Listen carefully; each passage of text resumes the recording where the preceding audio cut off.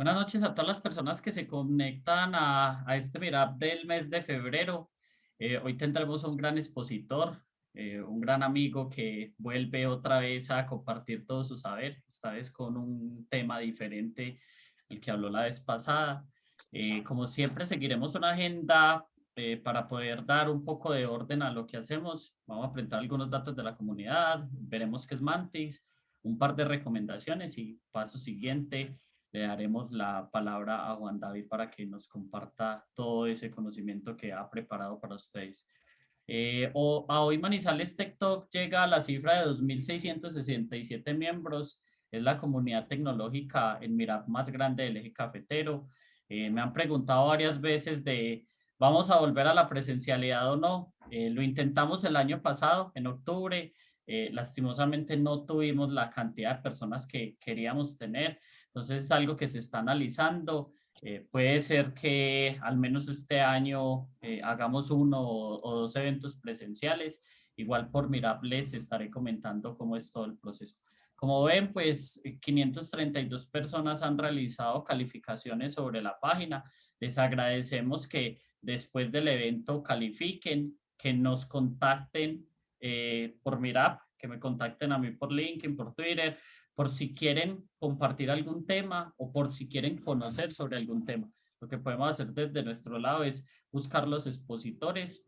Como bien se nota en el nombre de la comunidad, está abierta a diferentes cosas tecnológicas. Ya vamos a ver que hoy hablaremos de Python, en el siguiente evento hablaremos de PHP y en el siguiente evento hablaremos de, bueno, ya llegué a senior y qué sigue, ¿cierto? En mi plan de carrera, ¿qué espero para seguir creciendo entre las organizaciones de software? El año pasado tuvimos charla los 12 meses del año. Tuvimos a Juan hablando de Streamlit, hablamos de Drupal, hablamos de blockchain con Hyperledger Fabric, backend en Kotlin, hablamos de reportería con Google Data Studio, Antos para administrar clúster de Kubernetes, hablamos de herramientas no code y low code, estrategias de búsqueda de TI enfocadas a ciberseguridad y un caso de uso aplicado a Mercado Libre. Hablamos de Dora, de cómo estas métricas están impactando el desarrollo de software actual. Hablamos de Bitcoin para todos, DevOps para contenedores en Kubernetes sobre Azure y la última charla del año fue sobre deuda técnica. Este año ya tuvimos una charla de Kubernetes y herramientas open source para todo el tema de observabilidad. Hoy tendremos la segunda, muy interesante, temas de serverless, con AWS Chalice utilizando Python. Entonces, la idea es que este año pase lo mismo del año pasado, ¿cierto? Que tengamos las 12 charlas diversas para que tengamos temáticas para todos los gustos. Un anuncio adicional, el DevOps Day Medellín se realizará del 18 al 20 de mayo. Es un evento que es recomendado para todas las personas que están en desarrollo o en operaciones, ¿cierto? Por eso es el tema de DevOps. Ojalá nos podamos encontrar por allá. Hay tiquetes tanto presenciales como virtuales, como es en el que más les guste. Es un evento muy recomendado. Como les decía, el mes pasado tuvimos Kubernetes observabilidad con herramientas open source. En esta charla tendremos a Juan hablando de Python, AWS Chalice, orientado a todo el tema serverless. La charla siguiente de marzo será sobre PHP Laravel y en abril tendremos sobre planes de carrera y bueno, llegué a senior y cuál es mi siguiente paso, qué viene más adelante. Los dejo por acá con Ferney para que comente qué es Mantix y qué estamos realizando en conjunto. Dale, Ferney. Buenas noches, muchas gracias, John. Muchas gracias a todos los que nos han venido acompañando. Bueno, Mantis, hoy es un clúster que está acompañado de la mano de la Cámara de Comercio. Hicimos un convenio hace poco y la Cámara de Comercio hoy nos adoptó como clúster dentro de su organización. ¿Esto qué implica? Pues hoy vamos a contar con un cluster manager que va a impulsar muchas iniciativas y al final el clúster que está haciendo es agrupar los empresarios eh, la academia, que son las universidades, y todo el ecosistema de la ciudad. Entre esos, pues está la alcaldía, la gobernación, la Cámara de Comercio, todos los clústeres de la ciudad. Y lo que pretendemos es colocar Manizales Manizales como un referente de desarrollo TI tecnológico, y eso se logra teniendo empresas de alta calidad, que el cual pues se nutre del recurso, del talento humano TI. Por eso estamos apoyando la iniciativa de Manizales Tech Talk, porque necesitamos el mejor talento de la ciudad para sacar los mejores productos que puede tener Colombia o el mundo. Y hoy tenemos pues varias empresas referentes en la ciudad de talla mundial, como puede ser Playbox, y así queremos ir escalando el resto de empresas. Y eso solamente lo podemos hacer con el talento que hoy nos acompaña en este Meetup. Entonces los invito a que hagan parte de Mantix.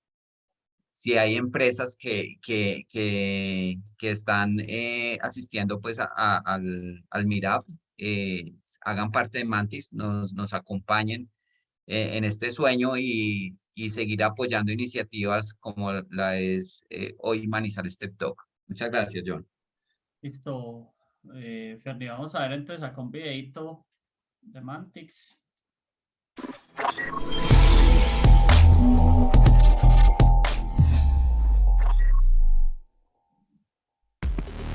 Tú y yo hacemos parte del sector TIC de la ciudad.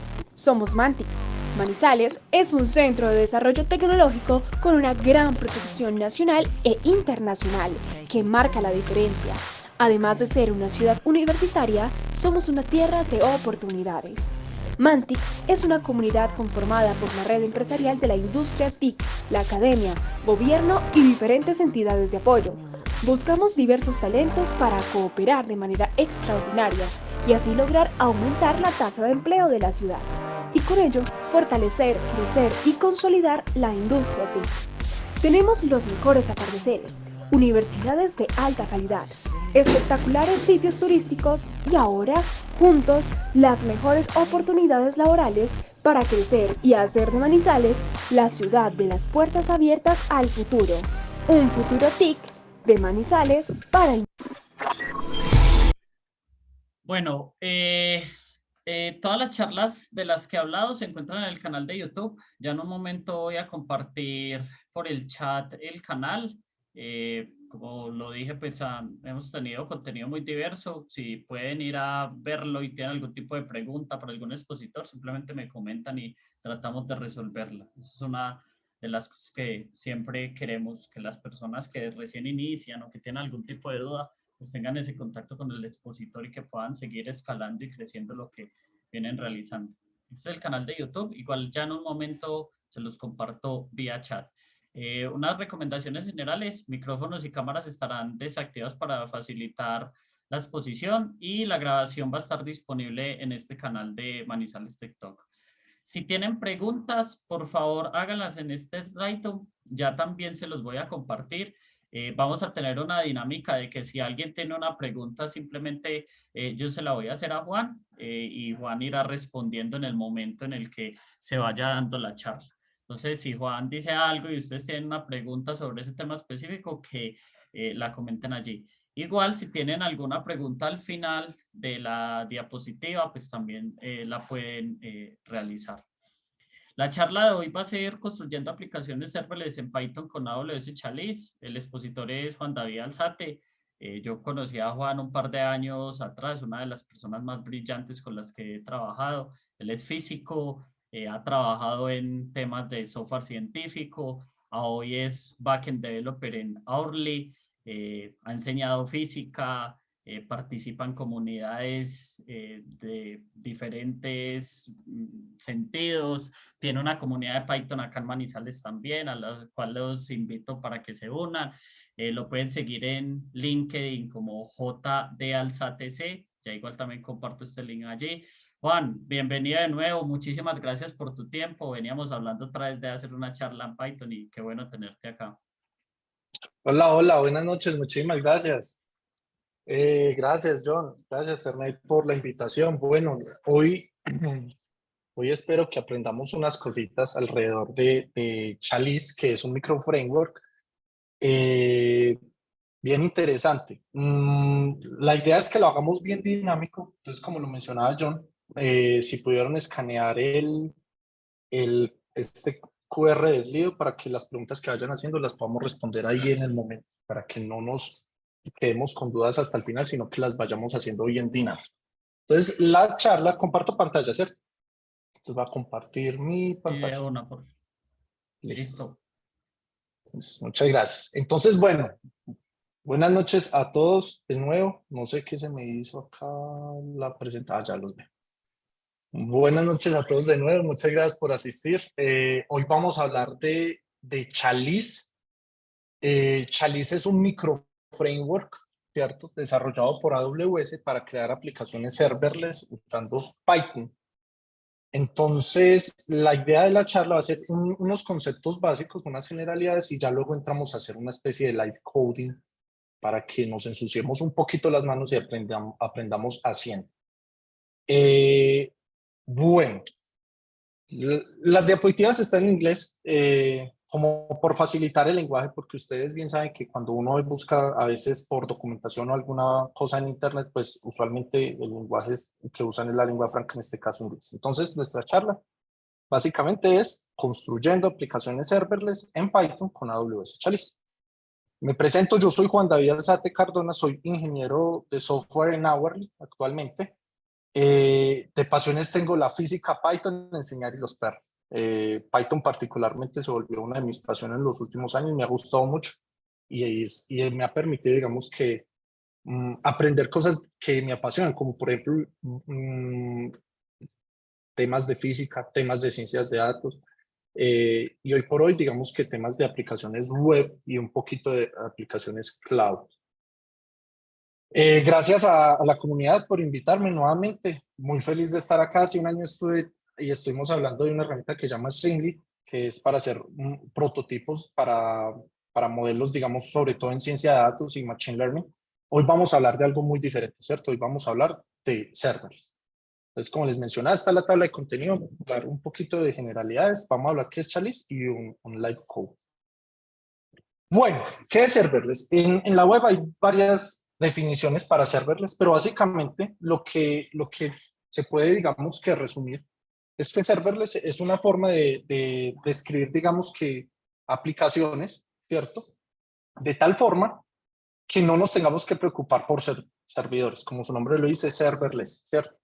Pero esto no es realmente tan cierto, no hay servidores, no, sí hay servidores, solamente que esos servidores no están administrados por nosotros. Entonces es muy bueno porque toda la infraestructura nos la ofrecen y nosotros nos tenemos que preocupar por lo que nos interesa. Probablemente es escribir el código y digamos, utilizar diferentes herramientas para cumplir nuestro objetivo y llevar a cabo nuestra aplicación.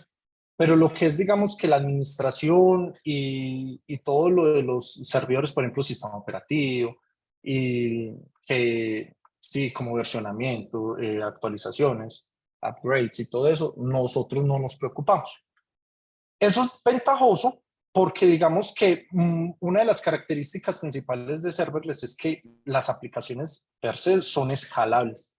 Entonces, escalan, por decirlo así, no escalan verticalmente, no hay que simplemente agregar más cómputo, sino que también digamos que uno puede soportar muchísimas peticiones, digamos que el tiempo, sin necesidad de hacer mayor cosa, ¿cierto? Entonces eso es una de las grandes ventajas. Estos iconos que ustedes ven en estas imagencitas es de diferentes servicios de diferentes proveedores.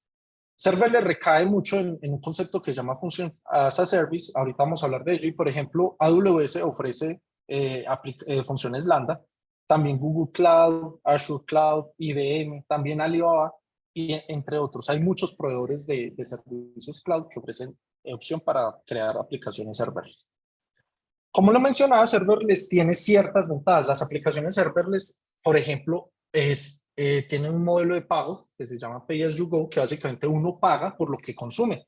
Eso es muy ventajoso porque pues usualmente los costos son, digamos, acuerdo a lo que uno usa. No es como lo que sucede muchas veces, y es que en las aplicaciones, digamos que tradicionales, en los monolitos, uno tiene que reservar mucho cómputo, y pese a que en horas, digamos que pico se use, hay otras horas que, por ejemplo, no. Y mientras que la aplicación, por ejemplo, qué sé yo, si la aplicación funciona en esta zona, en este uso horario, probablemente tipo 12, 1 de la mañana no va a haber usuarios, entonces, sin embargo, la aplicación tiene que estar bien y uno paga por todo el cómputo. Entonces, eso es, digamos, que es ventajoso un poquito. Una de las ventajas, una de las mayores ventajas es que se paga, digamos, por lo que uno usa. Lo que les mencionaba, no hay necesidad de hacer administración de los servidores, y que digamos que de por sí, por la forma en que está escrito, digamos, y arquitecturizado serverless, es escalable. Las actualizaciones se pueden hacer muy rápido. Hablo de actualización al código, digamos, despliegues son muy rápidos, y sobre todo porque, digamos, que pueden ser despliegues atómicos, ¿cierto? No tiene que ser desplegar toda la aplicación, sino, digamos, que secciones. Y otra de las ventajas es que, bueno, esto dependiendo, yo diría que el proveedor, uno puede hacer que el código se ejecute más cerca del usuario final, y así disminuir la latencia, ¿cierto? De esa forma, digamos que las aplicaciones serían un poco más rápidas, digamos, de ejecutar. Pero como todo, también tiene desventajas. Entonces, los servicios construidos con serverless, digamos que una arquitectura serverless, tiene desventajas como, por ejemplo, debuguear a veces o testear se vuelve más retador, ¿cierto? Entonces toca empezar a utilizar otro tipo de herramientas para poder empezar a hacer una traza de los errores o de lo que podría estar sucediendo. No es tan fácil como muchas veces ejecutarlas en local, porque muchos eventos no son simulables o cosas así. E incluso cuando está corriendo en la web, no hay a veces mucha información alrededor para hacer debug. Entonces toca depender de otras herramientas para poder hacerlo, ¿cierto? Trae, digamos que otras preocupaciones alrededor de seguridad, porque pues digamos que uno no alquila el servidor completo, uno, por decirlo así, lo alquila por pedacitos, y digamos que por pedacitos, digamos, lo digo es porque en un servidor pueden ejecutarse diferentes aplicaciones de diferentes personas, pero por lo mismo, digamos que uno no sabe cómo o qué paquetes o qué software tienen las otras personas. Entonces, e incluso digamos que atomizar los permisos puede llegar a ser una cuestión de preocupación en cuanto a seguridad. Y sostener toda esa infraestructura a veces, digamos que es tediosa, porque pues toca, digamos, que pensar servicio por servicio. Otra cosa que es una desventaja, que no es desventaja de alguna forma, sino que es, digamos, una de las características de la aplicación de serverless, es que no son construidas para ejecutar procesos largos.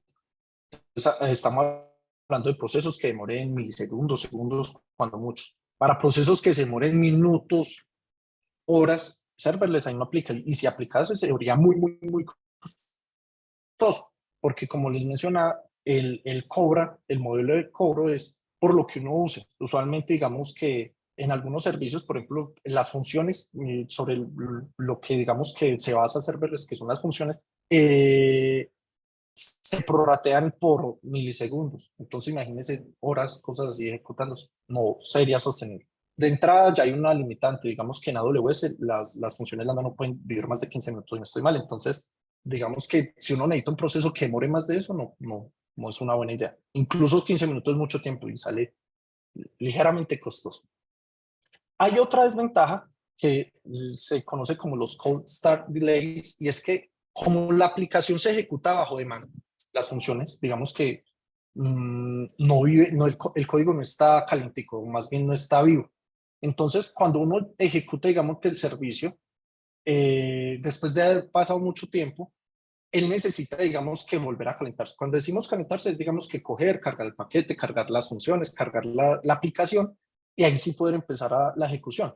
Pero en ese proceso de carga, pues toma un tiempito. Entonces, eso es lo que conoce como cold start delays, porque pues cuando la aplicación se deja de usar, pues va a tomar un tiempo en cargar. Para eso hay estrategias, ¿cierto? Ahí digamos que mucha gente utiliza, digamos, que lo que son como mantener ejecutando como por decirlo así, un cron que me permita mantener la aplicación calentica, pero digamos que a veces puede salir costoso. Otra de las desventajas es que es un riesgo alto de bloquearse, o más bien lo que uno conoce, digamos, comúnmente como casarse con un proveedor. Entonces, construyo toda mi tecnología en AWS, pasarme a AWS a, qué sé yo, a Google Cloud puede no ser tan fácil. Eso es una de las desventajas, a diferencia, por ejemplo, si construimos la aplicación utilizando, qué sé yo, Kubernetes o que una vaina así, pues migrarse es mucho más fácil, ¿cierto? Y una desventaja que no es desventaja, sino otra vez es característica, es que es stable, o sea, entre una ejecución y otra ejecución de la aplicación no hay, digamos que, no se comparte lo que es la memoria en sí, ¿cierto? Entonces no se puede considerar que se guarda el estado. Toca utilizar una base de datos o alguna herramienta externa para poder, digamos que, compartir el estado, aunque digamos que es inherentemente la idea es que sea sin estado stateless. Esta gráfica, como ustedes pueden ver, digamos que es una idea gráfica de lo que sería el costo serverless versus una tecnología tradicional, y es que en la tecnología tradicional uno no puede, digamos que reservar medio servidor, uno reserva un servidor o 2 unidades de servidor o 3 unidades de servidor, úselas o no las use. En cambio en serverless digamos que el costo es lineal, o sea, de acuerdo a lo que uno va usando, se va cobrando. En el otro lado puede que esa zona azulita morada que ustedes ven es la plata que se pierde por el cómputo que vive y que uno no está usando. Porque como les decía, en horas no pico, pues probablemente la aplicación no se necesite estar viva, pero pues toca mantenerla viva porque sería muy feo como bajar la aplicación mientras los clientes no están usando. Bueno, ¿cuándo se puede usar serverless? ¿Cuándo recomiendo? Por ejemplo, desarrolladores que necesitan salir rápido al mercado, aplicaciones rápidas, sencillas, o sea, prototipos. Es muy bueno para eso, ¿cierto? O, por ejemplo, aplicaciones que uno no sabe si las van a usar todo el tiempo o a qué horas. Eso es bueno como digamos que para empezar a tener una idea de que pues al fin de cuentas si alguien la usa a las 2 de la mañana, alguien la usa a las 10 de la mañana, da igual, ¿cierto? Y cuando queremos reducir, digamos que la latencia, o sea, que se ejecute rápido porque está cerca a los usuarios. Cuando no usar serverless, cuando las funciones son muy largas, por lo que les mencionaba por el precio, cuando no podemos casarnos con un vendor, por ejemplo, con AWS, Google Cloud, un proveedor de servicios, pero cuando no podemos hacerlo, pues es mejor no usar serverless. Cuando las aplicaciones son largas de por sí o grandes de por sí y podemos predecir una carga de trabajo, pues probablemente muchas veces es mejor utilizar una arquitectura tradicional, incluso saldría más económico que utilizar serverless. Y muchas veces las aplicaciones viejas son muy difíciles de migrar a una arquitectura serverless. Entonces, casi que uno tiene unas reglas de cuándo podría utilizarlo, cuándo no. Digamos que aplicaciones monolíticas, migrarlas puede que no. De pronto los nuevos servicios sí, pero la migración puede resultar un poco difícil, sobre todo por el acople. ¿Por qué hablamos de acople? Porque bueno, recae todo, mucho de serverless recae en un concepto que se llama functions o function as a service. Function as a service no es serverless.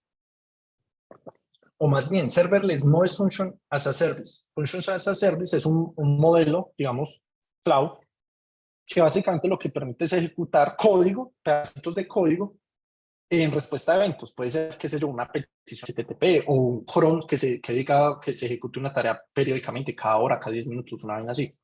O digamos, utilizando colas o eventos en general. Cualquier vaina que se pueda pensar como un evento puede gatillar una función, ¿cierto? Pero cuando les menciono functions as a service, no es serverless, sino que es más bien como un subconjunto, porque el serverless es algo más general. O sea, serverless incluye functions as a service, pero incluye otros tipos de cosas, como almacenamiento, como lo que hablábamos, digamos que los servicios relacionados como, por ejemplo, mensajería, eventos y esas vainas, todo eso hace parte de serverless. Entonces, functions as a service solo una pequeña parte de serverless. Unas buenas prácticas de... Señor. Acá hay una pregunta. Dicen Señor. que ¿cuál sería un ejemplo de una aplicación conocida que use serverless? Esa es una muy buena pregunta. Usualmente uno busca en internet y salen varios ejemplos. Un ejemplo tradicional es, por ejemplo, Netflix. Yo estaba leyendo que utiliza servicios, aplicaciones serverless, como por ejemplo para hacer el procesamiento de streaming, digamos que muchas veces para el conteo de vistas o digamos que computación, muchas veces como ustedes han visto el sistema de recomendación y todo eso, digamos que utilizan eso para inyectarlo en un pipeline de datos. Pero hay muchas empresas, digamos que uno lo puede identificar cuando uno tiene un pedacito de código fácil de ejecutar, sencillo y pequeñito y que no demore mucho y que sea atómico y que dependa, digamos, de eventos, uno puede utilizar serverless de una. Incluso, pues, podríamos buscar en la web, por ejemplo, Real Serverless Applications. Real examples. O sea, realmente, sino que no sé qué tan sensible sea hablar de los casos de uso, digamos, en las empresas en las que he trabajado. Pero digamos que en ingesta de datos se usa mucho, ¿cierto? En procesamiento, digamos, de archivos pequeños también se usa mucho. Por ejemplo, para hacer lo que conoce como CRUDs, también es muy útil, porque digamos que un GET, un POST, digamos que REST APIs, casi que eso puede ir en serverless, porque esos son funciones atómicas. O sea, una petición, el HTTP, es el evento, gatilla una función que me hace algo pequeñito y me devuelve la información. O sea, que realmente es más como cuestiones atómicas. Si ustedes piensen atómicas, stateless. Bueno, de pronto ahorita nos queda un poquito de tiempo, digamos, reales que nos cuenten. Unas buenas prácticas de funciones de service es hacer cada función una sola acción, como les mencionaba. No tiene sentido y de hecho por una cuestión, digamos, del single responsibility, no debería tener sentido que una función haga más de una cosa, ¿cierto? No es una buena idea, sobre todo porque empieza a haber acople y sobre todo también porque si queremos cambiar la función debería ser solo por una razón. Si hay varios agentes, varios motivos para cambiar esa función, ya mala idea. No hacer las funciones que llaman otras funciones, deberíamos hacerlas independientes por lo mismo y utilizar tan pocas librerías como sea posible, porque tenemos memoria limitada, ¿cierto? Bueno, y ahora sí hablando de servicios de AWS, digamos que el ambiente de AWS para serverless incluye muchos servicios. Por ejemplo, para computación tiene un servicio que se llama AWS Lambda. Para contenedores serverless, AWS Fargate. Almacenamiento, por ejemplo, tiene S3, que es como un data lake, EFS. Y base de datos ya, digamos, relaciones no relacionales. O sea, Dynamo es no relacional, la base de datos por excelencia de AWS, súper rápida, no relacional y es serverless. También hay base de datos relacionales serverless que ofrece AWS y cada vez digamos que ofrecen más. Una muy poderosa que es reciente se llama TimeStream, que es es una base de datos de series de tiempo y es muy poderosa porque le cobran a uno de acuerdo al uso. Y hay servicios para integrar la aplicación como por ejemplo lo que es SNS, SQS. SNS es Simple Notification Service, básicamente es digamos que para hacer un PubSub, una arquitectura PubSub. El SQS es como un sistema de colas y hay otros, digamos que por ejemplo de Bridge para hacer crons, cosas de estilo, ¿cierto? Incluso podemos lambdas utilizando functions, no se llaman entre sí, pero son más bien como pipelines, como ejecutes esto, luego ejecutes esto y así sucesivamente. Y para hacer, por ejemplo, REST APIs o WebSockets, tenemos API Gateway.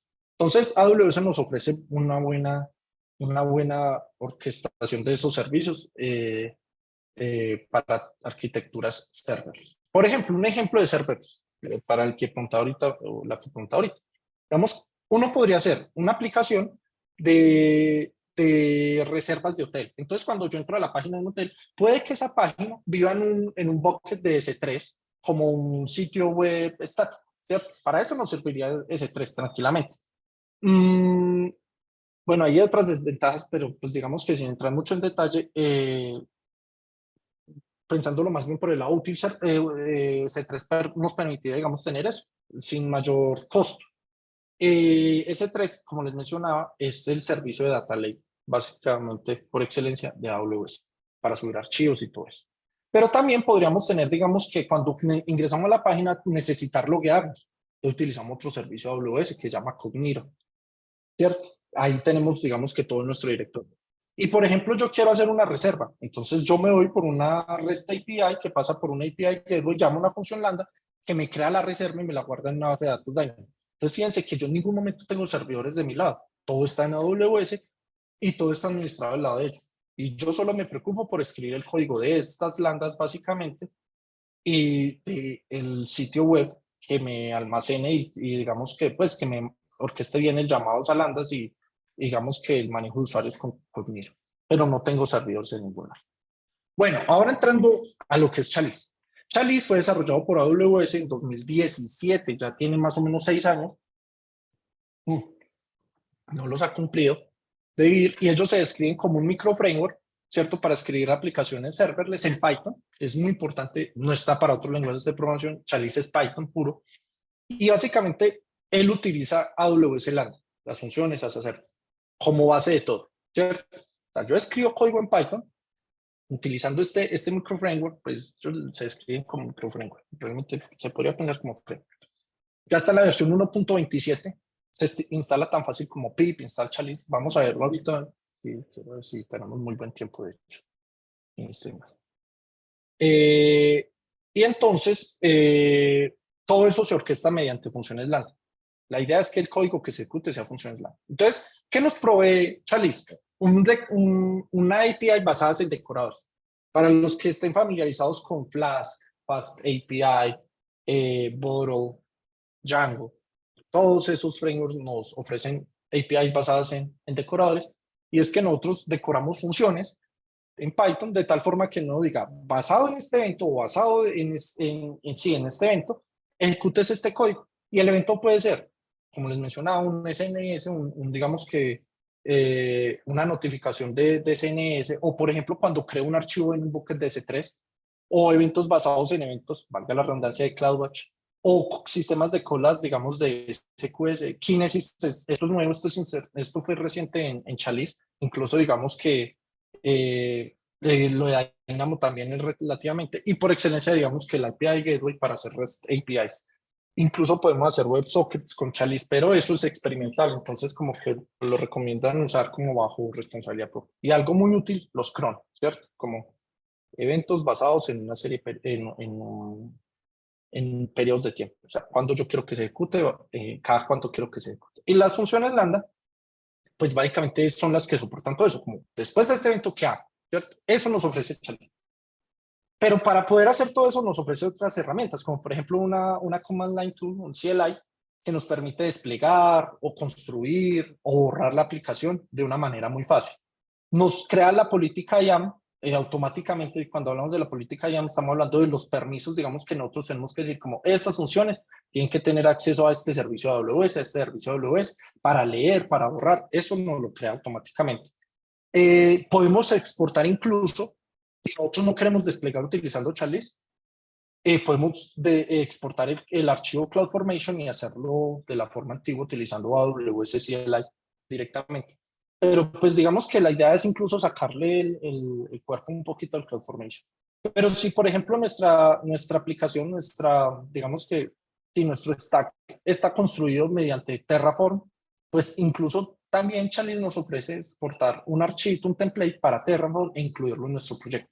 Asimismo, si queremos, por ejemplo, utilizar los servicios de Code Pipeline y Code Build de AWS, básicamente esto que nos permitiría como yo tener mi aplicación viviendo en un repositorio de GitHub, por ejemplo, y que cuando yo haga un commit se despliegue la aplicación automáticamente. Eso lo podemos hacer y eso nos lo ofrece Chalice como un setup básico. Vuelvo y juega, ese nombre es importante, el básico, porque pues, si queremos algo más robusto, probablemente nos toca hacerlo mediante, digamos, que ya el CloudFormation o el Terraform, o manualmente si queremos, o utilizar, digamos, que ya infraestructura como código. Digamos que podemos utilizar algo que también sacó AWS que se llama CDK. Ese CDK es bien útil porque permitiría escribir código, ¿cierto? Esa es la sigla de Cloud Development Kit, y podemos escribir, digamos, que nuestras necesidades, pero Chalice per se nos ofrece algo básico. Y esto me quedó duplicado, entonces, sí, me quedó duplicado. ¿Qué podríamos hacer usando Chalice? Pues cosas básicas, pero no tan básicas como por ejemplo REST API. Sí, es muchas veces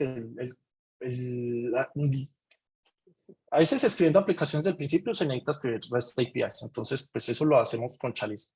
Fácil. WebSockets es experimental, como les mencionaba. Tareas que corren en una base periódica, o sea que como un cron, cada tanto tiempo, eso se haría en Chalice muy fácil. y conectar lambdas a eventos como, por ejemplo, PS3, SQS, SNS, CloudWatch, Kinesis, Dynamo, y están agregando más.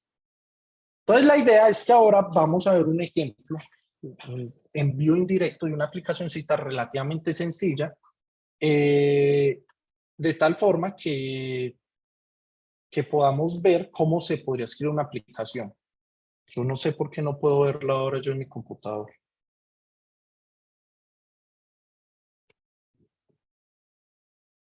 Son las 7:06, Juan. 7 y 6. Sí, listo. Estamos muy bien de tiempo. Entonces, la idea es construir esto. Si nos da el tiempo, lo hacemos todo. Si no, yo ya tengo un repositorio montado en GitHub. Ahorita les comparto el QR para que lo puedan ver. Está abierto. La idea es que hagamos esta aplicación, ¿cierto? Entonces, ¿qué va a hacer? Vamos a hacer una aplicación REST con una serie de lambdas. Vamos a hacer una lambda que coja un archivo y me lo suba a un bucket de S3. ¿Listo? Ese bucket de S3 va a estar conectado a otra lambda y va a gatillar un evento, como cuando el evento va a ser cuando se cree un archivo en este bucket. Ese va a ser el evento que gatilla esta lambda. ¿Qué va a hacer esta lambda? Va a coger ese archivo y van a hacer imágenes. Va a coger esa imagen y me va a llamar una API externa. Yo voy a utilizar un servicio, me encontré una empresa que llama Clarify, que ellos ofrecen servicios de inteligencia artificial. Entonces ellos tienen una API que tiene su versión gratis. Entonces yo subo una imagen y él me dice, esa imagen es de deportes con un 99% de probabilidad y tiene una persona, un humano, y tiene un balón y está en un estadio y con ciertas probabilidades. Eso se van a llamar conceptos y esos conceptos los vamos a guardar en el registro que ya existe, digamos, en DynamoDB, porque ese registro fue creado mediante esta lambda. Entonces esta lambda me crea un registro en DynamoDB, lo subo a bucket de S3 y me muero, ¿cierto? Eso es lo que va a hacer esta lambda. Esta, cuando recibe la imagen, dice, se creó una imagen. Entonces voy, llamo a un servicio en tercero y actualizo el registro en la tabla de Dynamo. Entonces fíjense que son acciones muy atómicas. Y el resto, digamos que digamos que acompañamiento. Digamos que esta me permite borrar. Para borrar, borro el registro y borro el archivo del bucket de S3. También voy a tener un endpoint para obtener todas las imágenes. Voy a tener un endpoint para obtener solo una imagen. Y voy a obtener un endpoint para obtener una URL prefirmada. Ahorita vamos a hablar qué es una URL prefirmada, el archivo que yo subí previamente utilizando esta lambda. Y como yo no quiero tener esa información para siempre, pues entonces implemento una lambda que se ejecuta cada hora y todos los archivos, vuelve y juega, todos los, más bien como registros, todos los registros que sean más menos de una hora, los elimino, tanto de la tabla como del bucket. Y esto se ejecuta cada hora, ¿cierto? ¿Y el evento qué es? Un cron. Entonces, fíjense que vamos a tener cosas interesantes. Vamos a tener eventos basados en API, eventos basados en este bucket y en un evento basado en cron. Eso podemos hacerlo ya luego, digamos, si los que estén interesados, me escriben en el Gmail que se lo dejo al final y les puedo dar ideas de qué se podría construir como para practicar. Igual en internet aparece aplicaciones por montón.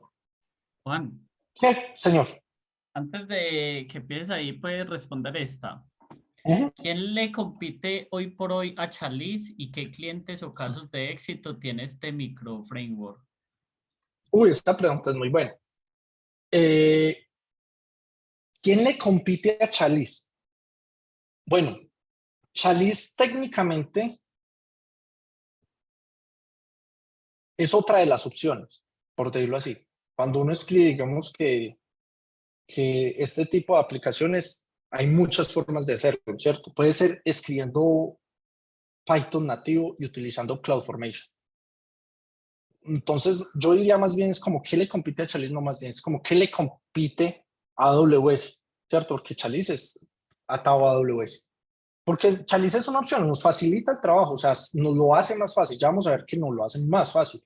Pero yo puedo haber escrito el template de CloudFormation y el código base de AWS desde cero. O puedo utilizar otros, por ejemplo, otros servicios. Por ejemplo, AWS también ofrece una vaina que se llama SAM, ¿cierto? Que se llama, esa es la sigla de Serverless Application Model. Y ellos ofrecen SAM también, pero también ofrecen Chalice. O sea, son diferentes opciones.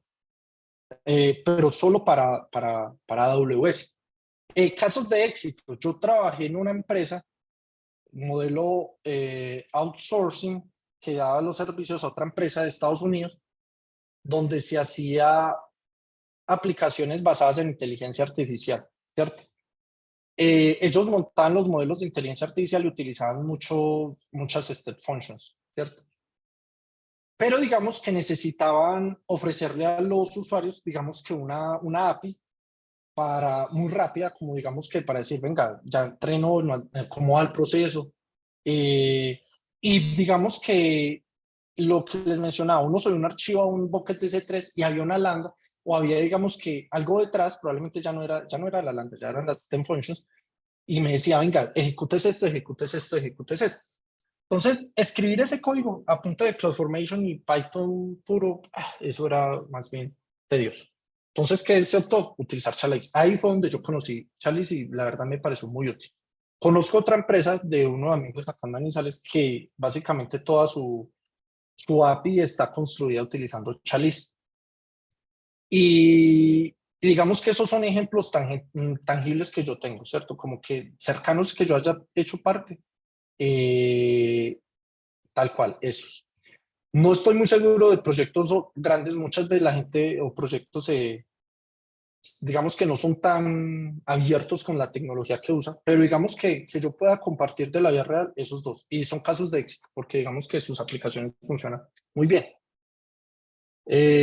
No sé si respondí la pregunta. Si algo ahorita más tarde la ampliamos un poquito. Bueno, como yo no voy a crear, y el objetivo de esta charla no es crear CloudFormation, tampoco es utilizar CDK, yo voy a partir de que tenemos dos cosas ya hechas, creadas en AWS. Tenemos un bucket de C3 creado y la tabla de Dynamo. Listo. Esas son las dos únicas cosas que necesitamos crear. Créenlas a mano, créelas con CloudFormation, créelas con lo que quieran crearlas, pero las necesitamos tener creadas en este instante, ¿cierto? Y tenemos que tener los permisos en local cargados, digamos, de una instancia digamos, de una compañía, ¿cómo se llamaría eso? Digamos que, digamos, nuestra cuenta AWS, los permisos, crear un usuario y crear permisos para programáticos que nos dan un access token, un secret token, un secret key, para poder usarlos, digamos, desde nuestro local. Eso es lo único que necesitamos en este instante, ya lo vamos a ver. Entonces, estas dos vainas, estos dos artefactos los necesitamos crear, o al menos ya tenerlos creados. Bueno, este es el repositorio. Ahorita les comparto un poco más. Está en mi cuenta de GitHub.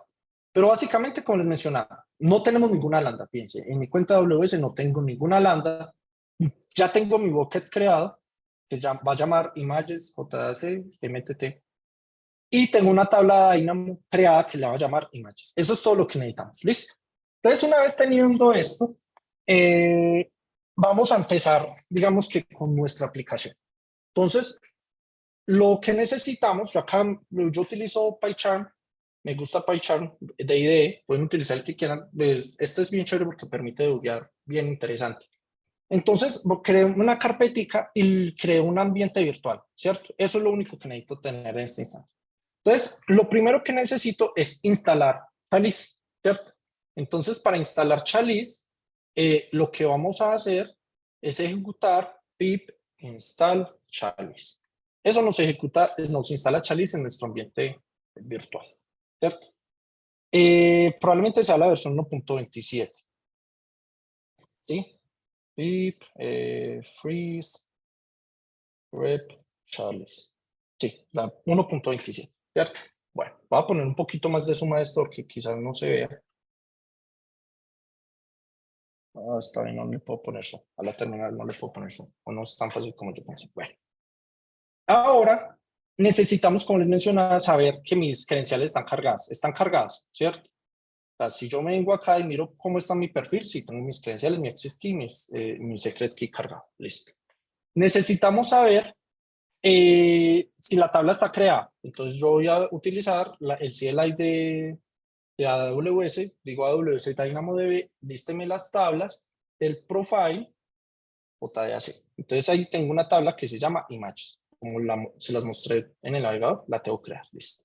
Voy a mirar si tengo el bucket, que es AWS, S3, LS, menos profile, JDAC. Siempre tengo que utilizar menos profile porque en este computador tengo otros perfiles, entonces, de AWS. Entonces, no quiero usar diferentes. Entonces sí, tengo mi bucket. Listo. Entonces, ya teniendo todo esto, vamos a ver qué versión de Chalice tengo. Tengo la versión 1.27 bien. Y vamos a crear mi primer proyecto de Chalice. El proyecto, como les mencionaba, Chalice tiene un CLI muy chévere, entonces utilizamos el CLI que simplemente me dice New Project y el nombre del proyecto. Llamemos este proyecto Images Descriptor. Realmente puede llamarse como sea. Fíjense que acá se creó Images Descriptor. ¿Qué me crea eso? Me crea un requirements, un archivo requirements base, ¿cierto? Me crea un archivo app.py, que es donde va a ir la aplicación. Me crea el git ignore, porque pues yo no debería subir ambiente virtual ni debería subir los deployments. Y me crea una carpeta oculta que se llama .chalice que trae, digamos, que config. Este config es muy importante porque es el archivo de configuración que me permite configurar todo. Por ejemplo, el nombre del ambiente, permisos, variables de entorno. Si, por ejemplo, yo no quiero utilizar una política autogenerada para IAM, sino utilizar y crear mi propia, pues acá la puedo linkear y decir, no, utilíceme tal política directamente. No la cree automáticamente. Entonces es un archivo de configuración de todo. La documentación de Chalice nos dice básicamente todos los keywords que uno puede utilizar en este archivo, como utiliza esto, utiliza esto, utiliza esto. Listo. Una vez teniendo esto ya creado, entonces podemos empezar a crear nuestra aplicación. Como requerimientos que necesitamos, bueno, necesitamos requests para poder, digamos, que hacer las peticiones HTTP y vamos a utilizar PynamoDB. Yo no soy un big fan de Pynamo. Voy a ponerles un... PynamoDB es como una especie de ORM, por decirlo así, para DynamoDB. No soy un big fan porque, pues, digamos que hay ciertas operaciones que me ha parecido que son más fáciles de utilizar directamente, digamos, Boto3. Pero por fines prácticos, digamos que usemos, ¿cierto? Entonces voy a instalar esos requerimientos, pip install. Estos requerimientos, ¿dónde quedaron? Quedaron en la carpeta images, requirements. Entonces voy a instalar esos requerimientos. Adicional a ellos, en mi local, pero voy a instalar Boto3. Pero fíjense que esto no lo instalo yo, no los agrego en estos requirements. ¿Por qué? Porque es que yo en las lambdas que vaya a levantar, en esas capas asociadas a las lambdas, no necesito Boto3, ¿cierto? Eso está como inherentemente allá cargado, entonces para nada los necesito, entonces no lo coloco. Entonces, esos son los únicos requerimientos que vamos a hacer. Y esa es la forma en que agrego requerimientos a las lambdas. Fíjense, no tengo que construir capas, versionarlas y todo. No, simplemente coloco los requerimientos. Entonces, ahora sí, entrando en detalle, vamos a escribir nuestra aplicación. Voy a borrar todo esto lo voy a borrar. Y voy a crearme unas variablecitas de entorno para poder manejar, digamos que los nombres, unas variables globales para manejar los nombres más fáciles. Por ejemplo, voy a crear un S3 client que venga de Boto3 punto client para S3. ¿Por qué necesitamos esto? Porque necesitamos, digamos que, como les mencionaba, digamos, descargar archivos, crear imágenes prefirmadas y ese tipo de cosas. Entonces, necesitamos S3. ¿Qué más necesitamos? Necesitamos saber el bucket. Entonces, como yo el bucket ya lo tengo creado, el bucket name simplemente, vamos a cargarlo, lo podría quemar acá, ¿no? Images, JDAC, MTT. Quemémoslo ahorita, lo sacamos del archivo config. También necesito probablemente la tabla de Dynamo, ¿cierto? Pero no, digamos que eso dejémoslo para más adelante y sobre todo porque podemos dejar toda esa dependencia al modelo. Entonces, Chalice tiene algo bien particular y es que para poder cargar muchas veces, ustedes dicen, no, bueno, me voy a crear una carpeta acá para modularizar un poquito las vainas sin que todo quede, digamos, regado. Chalice, ¿qué dice? Cree eso con el nombre Chalice Lib. O sea, yo no puedo crear un nombre cualquiera. Entonces, tengo que crearme una carpeta, digamos que voy a crear un Python package que se llame Chalice Lib. Tiene que llamarse Chalice Lib. Dentro de ese Chalice Lib ya puede ir mi código. Este Chalice Lib es cargado dentro de la capa de la lambda. Entonces, es bien necesario porque, por ejemplo, para yo poder modelarizar, como les mencionaba. Entonces, por ejemplo, me voy a crear un archivo de Python que se llame el modelo, ¿cierto? Mi modelo, voy a utilizar, como les mencionaba, voy a utilizar PynamoDB. Para los que no estén familiarizados, es un ORM sencillo, tiene la misma característica de los ORM. Entonces, ¿cómo va a ser nuestro esqueleto? Vamos a tener ciertos campos. Vamos a crear el modelo, se va a llamar Image Model, y eso tiene que heredar de model, y este model lo importamos de Pynamo. ¿Listo? Entonces, eso, los que alguna vez hayan usado SQL Alchemy, PG, hay muchos, pero por ejemplo SQL Alchemy es tal cual usar un RMS. Entonces necesitamos establecer el table name. Entonces el table name lo podemos tomar acá, images, pero lo podemos sacar de variables de entorno. Entonces ahorita hacemos eso. Necesitamos un ID que va a ser el identificador único, entonces acá importémonos ese. Entonces es un Unicode, de hecho es desde atributos, eso se saca desde from dynamode.attributes, importar Unicode attribute. Entonces este ID va a ser un Unicode attribute, como por decir un texto, que va a ser mi hash key, ¿cierto? Eso tiene que concordar cuando yo cree la tabla. Cuando ustedes creen una tabla de Dynamo, ella le dice, bueno, ¿cuál va a ser el hash key? Le dice el ID. Vamos a tener un created add. ¿Por qué created add? Porque el created add nos va a permitir para la lambda que se ejecuta cada X tiempo, cada hora, para decir, uy, venga, esto está viejo, entonces borremos. Esto va a ser un UTC Time Attribute, que necesariamente no puede ser null. No puede, yo no puedo crear una imagen null. Voy a crearle la extensión, esto ahorita ya les vamos a ver por qué es necesario, porque pues para poder reconstruir el nombre de la imagen, que yo voy a hacer, digamos que una triquiñuela, voy a coger y que la imagen en el bucket sea id.extension. Y así digamos que puedo... Otra opción puede ser acá tener, digamos que la posición de la imagen en el bucket, digamos que la ruta. Yo creo que podemos sacarle provecho al ID, sobre todo porque considerando que el ID es único. Y vamos a tener los conceptos que vamos a cargar, que va a ser básicamente una lista de atributos, ¿cierto? Una lista de atributos. ¿De qué tipo? Esto acá podemos utilizar, digamos que Pynamo nos permite decir como una lista de atributos de algo. Entonces lo que vamos a hacer es más o menos, digamos que creémonos una lista de atributos, un concept map, que va a heredar de map attribute, que ese lo sacamos de acá también. Ya vamos a ver más o menos cómo sería, digamos que el esquema. El name va a ser un Unicode, que no puede ser null.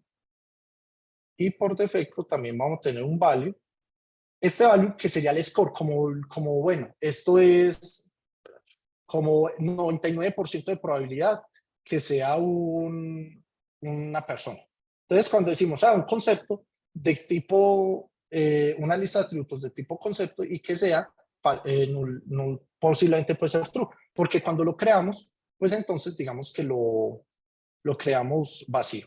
Entonces, ¿cómo se vería esto realmente? Eso sería un objeto, digamos, ID, va a ser un UID, llamémoslo un UID, que esto es único, va a tener un created add, que va a ser, digamos que un ISO format, que sería algo así como 2022, raya 2, que raya 03T, 12.2.00, 2.00, punto tales, más 00.00, algo así, ¿cierto? La extensión, extension va a ser un PNG, por ejemplo, ¿cierto? Y los conceptos, una vez cargados, eso se debería ver como una lista, ¿cierto? De diccionarios, como decir, el name va a decir, qué sé yo, es un main con una probabilidad del 0.99, o sea, que es del 99%, ¿cierto? Digamos, si yo subo una imagen de Messi, entonces de decirme como, qué sé yo, como soccer, con una probabilidad del 98, algo así. Así se va a ver nuestro modelo. Entonces, esto refleja el modelo, ¿cierto? Entonces, bueno. Ya con ese modelo podemos escribir nuestra primera línea. Algo así como, por ejemplo, tráigame todas las imágenes. Entonces yo le voy a decir, aplicación.ruta, vaya y cuando tráigame las imágenes. Fíjese que es tal cual como escribiendo Flash, como escribiendo cualquier otra. Le puedo establecer qué métodos. Entonces, como venga, esta lambda la puede llamar con get solamente, ¿cierto? Y le damos un nombre, get names. Este get names no me recibe nada porque va a ser general y ya puedo utilizar el modelo, ¿cierto? Entonces, si yo digo for image in, utilizo el modelo, entonces como les decía, from chalice lib, puedo decir .model, importar image model. Como es un ORM, esa es una ventaja, ya simplemente puedo decir scan y escaneame todo, o sea, tráigame todas las imágenes, no nos preocupemos por paginación ni nada. Esto nos devuelve un generador, entonces nos toca consumirlo. Pues podemos consumirlo, digamos que en una lista por comprensión, entonces imagen. Pero este image es un objeto tipo image model. Entonces, eso tiene algo que se llama .toJSON. Pero este toJSON nos devuelve como el JSON que teníamos acá, pero nos lo devuelve tipo string. O sea, nos devolvería algo así como un string. Y tenemos un problema, porque si queremos devolver eso, por ejemplo, un servicio REST, y lo devolvemos como un string, pues eso se va a ver muy feo, ¿cierto? Y si queremos cargar eso en otra aplicación, pues va a ser muy difícil porque nos tocaría de ese lado serializarlo. Pues entonces, de este lado, lo que podemos hacer es utilizar JSON.loads y acá ya lo volvemos un diccionario. Entonces, al volverlo un diccionario, esto ya lo devolvemos, digamos que en este caso se tiene serializado. Cuando lo deserializa, digamos, cuando se llama este endpoint, se va a ver bonito. Entonces la pregunta es, bueno, ya tenemos mi primera lambda. De nuestro diagrama ya tenemos esta primera lambda, get images, pero falta desplegar. Entonces simplemente, si yo quiero desplegar, le digo, bueno, yo puedo decirle chalice deploy, ¿sí? Chalice deploy. Pero si le digo chalice deploy, me tengo un problema grande y es que me va a utilizar mi profile por defecto de AWS. Entonces voy a especificarle el AWS profile. Digo, utilice AWS profile. Esto no es de chalice, esto es de la forma que AWS CLI funciona.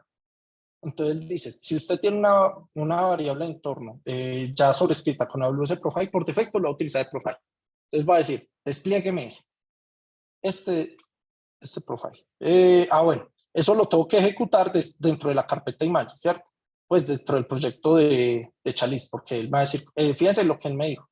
Él me dijo como si yo ejecuto eso, él me dice como, uy, viejo, esto no es un proyecto de chalice, es unable to load the project config file. ¿Estás seguro que esto es un proyecto de chalice? Pues estoy seguro, no es un proyecto de chalice. Me meto acá en la carpeta, que fue el proyecto de chalice que me creé, y voy a desplegar. Entonces, ¿el qué hace? Fíjense, solo ese comando, él coge, me construye el package acá, fíjense, aquí lo van a ver enseguida. ¿Sí? Esto es un zip, y esto es lo que él coge en AWS y me lo tira a AWS. Entonces es bien chévere porque yo no me preocupo por el CloudFormation, no me preocupo por mayor cosa. Pero acá hay un detalle muy delicado, y es que como yo creé la tabla de Dynamo previamente, si yo llego a llamar esta función lambda, él ya me va a decir, usted no tiene permisos para leer esa tabla de Dynamo. Él ya no es maga hasta ese punto. O sea, yo en ningún momento, por ejemplo, acá dije como que necesitaba permisos para leer de Dynamo, ¿cierto? Por ejemplo, con los decoradores, si algún momento utilizo un evento basado en Dynamo, pues va a decir, bueno, esta lambda necesita este permiso de Dynamo. Pero en este momento no estoy utilizando ningún decorador para Dynamo. Entonces, ¿qué me toca? Darle esos permisos. Estoy seguro que si yo, por ejemplo, cojo esto, déjenme abrirme Postman.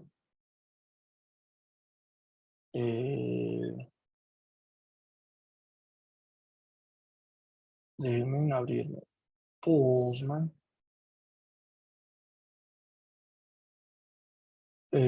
Sí. Si yo me abro Postman, por ejemplo, déjenme cerrar esto. Okay. Y yo le digo, venga, esta vaina, images, él me debe devolver un error. Por lo mismo, porque no tengo permiso, ¿cierto? Él me dice, internet server error. No tengo permisos. Esto yo lo preveo, pero lo podemos ver acá. Entonces, inicialmente, miremos, fíjense que no había lambdas y ya hay una lambda, ¿cierto? De images descriptor que lo desplegó el propio chalice, ¿cierto?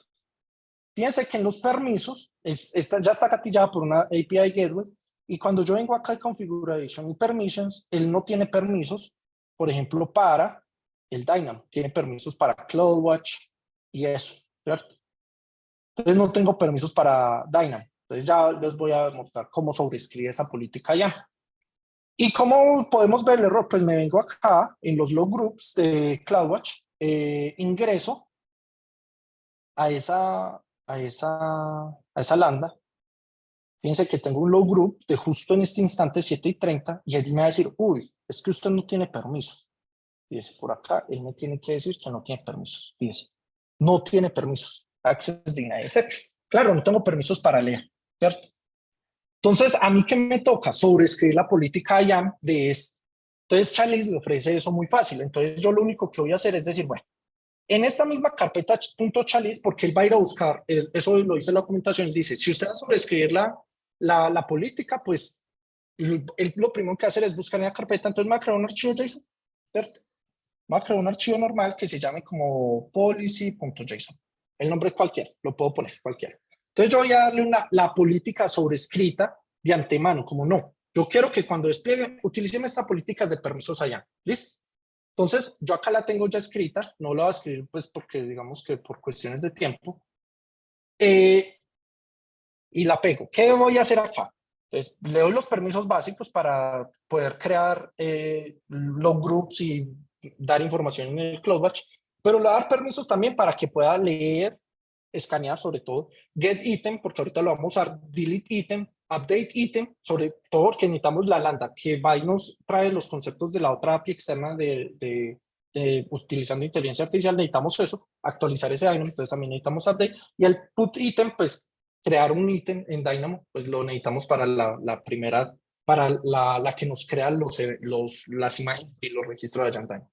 De una vez voy a decir los permisos para el S3, porque como les mencionaba, pues ese S3 vamos a utilizar el decorador de leer evento, pero necesitamos además poder colocar un objeto, obtenerlo y eliminar, ¿cierto? Fíjense esto, acá es mi bucket, se llama así, y la tabla se llama images. En su caso puede que se llame diferente. Entonces voy a utilizar eso. La documentación que me dice, yo puedo sobreescribir el archivo, pero incluso puedo hacerlo más fácil. Puedo decir, venga, si ustedes ven acá y miran, este punto config tiene un dev, ¿cierto? Entonces, para este stage, este ambiente de dev o de development, yo puedo decir, solamente cambiarle una bandera a este config de tal forma que él vaya y me busque el archivo autogenera que yo creé. Entonces le digo, venga, no, acá, en vez de eso, vaya y diga autogen policy, va a ser falso. ¿Esto qué va a hacer? Él va a ir y decir, listo, como esto es falso, yo no voy a crear póliza, voy a buscar la póliza que usted me dio. Pero la voy a buscar basados en este stage. Pues la forma más fácil es simplemente decir, renombremos esto, renombrémoslo acá rápidamente, refactor rename y pongamos policy-d. Hay otra key para decir el nombre exacto de la póliza, pero esta una es muy fácil porque puede que yo tenga pólizas dependiendo por ambiente, como decir, para este ambiente así, para este ambiente es esto y para ambiente es los recursos, que es muy normal. Entonces, esta es la forma de decirle, Chalice, no use eso, use lo mismo. No uses permisos, use lo mismo. Vuelve y juega, solamente le digo Chalice deploy. Él rehúsa porque como yo no modifiqué código, yo utilizo el mismo código, lo único que cambié fue el config y el policy, pues él no tiene que volver a crear la capa, él reutiliza esto que está acá en deployments, digamos que ese paquete, y lo explica. Cuando nos vengamos y fíjense que lo que es muy bueno es que guarda esto, ¿sí? Y fíjense que la URL no cambia, pues la creada para el API Get. Si yo vengo acá y lo ejecuto, él ya tiene permisos de lectura. Entonces, fíjense que él me dice, no tengo nada, ¿sí? No tengo nada. Voy a crearme uno a mano. Esto no va a hacerlo real, pero voy a crearme un registro a mano. Entonces, voy a crearme un registro acá que diga crear ítem, que sea el ID, cualquier cosa. Voy a crearme otro string que era la extension, que vamos a decir que se llame PNG, ¿cierto? Vamos a crearnos el created at, que es string, created at, que este created at, si me toca, yo acá tengo, ¿dónde quedó? Déjenme sacar un created at value.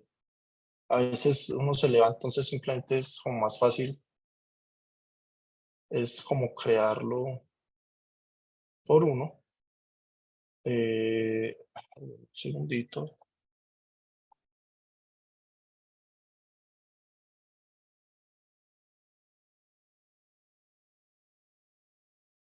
Not the time.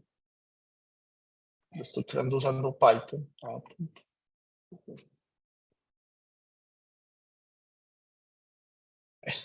Pues fíjense que es una vaina de este tipo fea. ¿Qué más necesitaba esto? Miramos nuestro ORM, Created Add Extension, y esto es opcional, entonces no lo necesito. Déjenme borrar esto acá. No lo necesitamos. Acá creo el ítem, y acá yo ya debería ser capaz de obtenerlo. Probablemente el formateo de esto esté mal. Sí, seguro. Estoy casi seguro que si yo vengo y miro, me dice, esta, ¿cómo era que llamaba?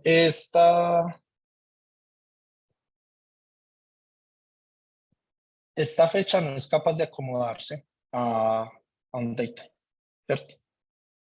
Sí, fíjense acá. No cumple la máscara esto, no cumple la máscara, año, mes, día, hora, segundo, flotante, Z, las son horarias Z. ¿Será que quitarle esos 2 puntos? Casi que estoy seguro. Intentémoslo y si no, pues ahorita lo vamos a hacer nosotros directamente, ¿cierto? Vamos a crear nuestro fluxito. Fíjense, ahí lo creo. Entonces, fíjense que ahí no lo trae de una forma bonita. Listo, una lambda que me hace eso, muy sencilla, y fue una línea de código básica. Vamos a hacer de una vez ahí, como por salir de paso, la que nos trae un solo elemento. Entonces, pues la del solo elemento sería muy fácil, a.row, lo mismo. Por ejemplo, ya si yo quiero un solo elemento, yo puedo decir, bueno, tráigame el image ID, por ejemplo, y este image ID se lo puedo pasar los mismos métodos, igual a get, y ya le digo get image, esto no se llama get name, sino get image, solo una image, y esto se lo pasa acá como argumento. Entonces, fíjense que este decorador es muy útil porque pues se lo pasa a uno, le pasa a uno todo. Acá, ¿qué tengo yo? Necesito ir a buscar el image ID. Pero ¿qué pasa? Puede que exista, como puede que no. Como yo no quiero que eso se reviente feo, como cuando no exista me salga como un error así como interna selber error, yo quiero administrar, digamos que esos errores, pues lo más fácil es simplemente como decir, bueno, hagamos el caso feliz. De imagemodel.obténgame este ID. Si el ORM no lo encuentra, él revienta. ¿Él con qué revienta? Con una excepción tipo imagemodel.docen existe. Pero supongamos que existe. Entonces simplemente lo que tenemos que hacer es devolver esto, ¿cierto? Listo. Si existe. Si no existe, como les mencionaba, entonces va a sacar una excepción de tipo imagemodel.da no existe, ¿cierto?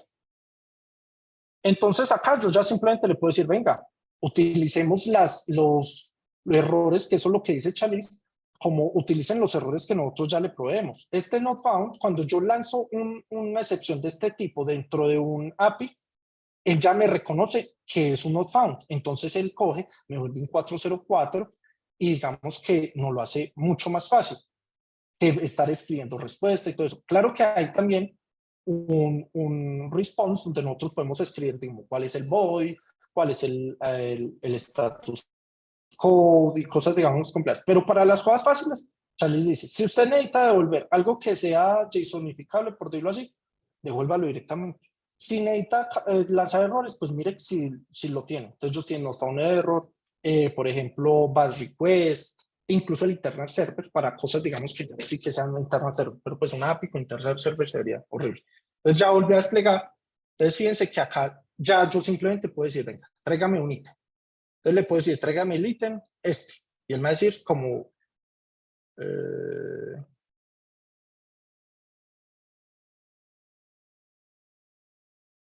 puta, ahí cambio images, image ID.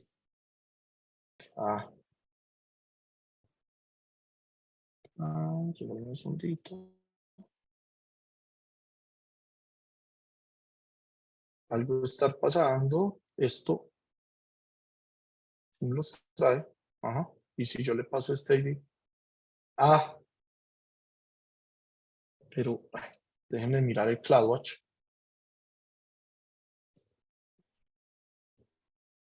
¿Qué nos está diciendo?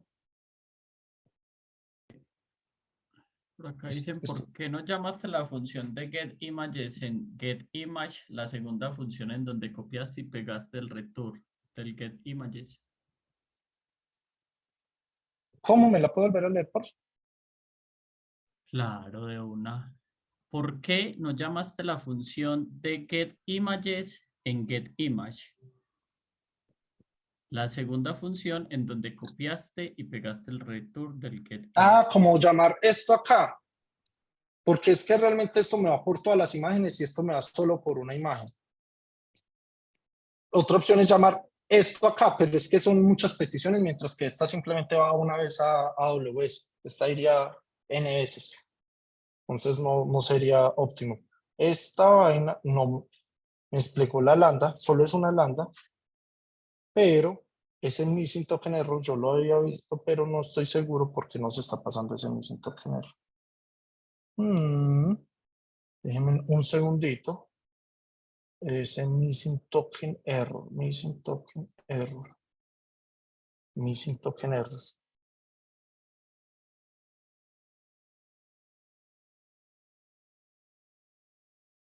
Eso no está raro. Images. Ah.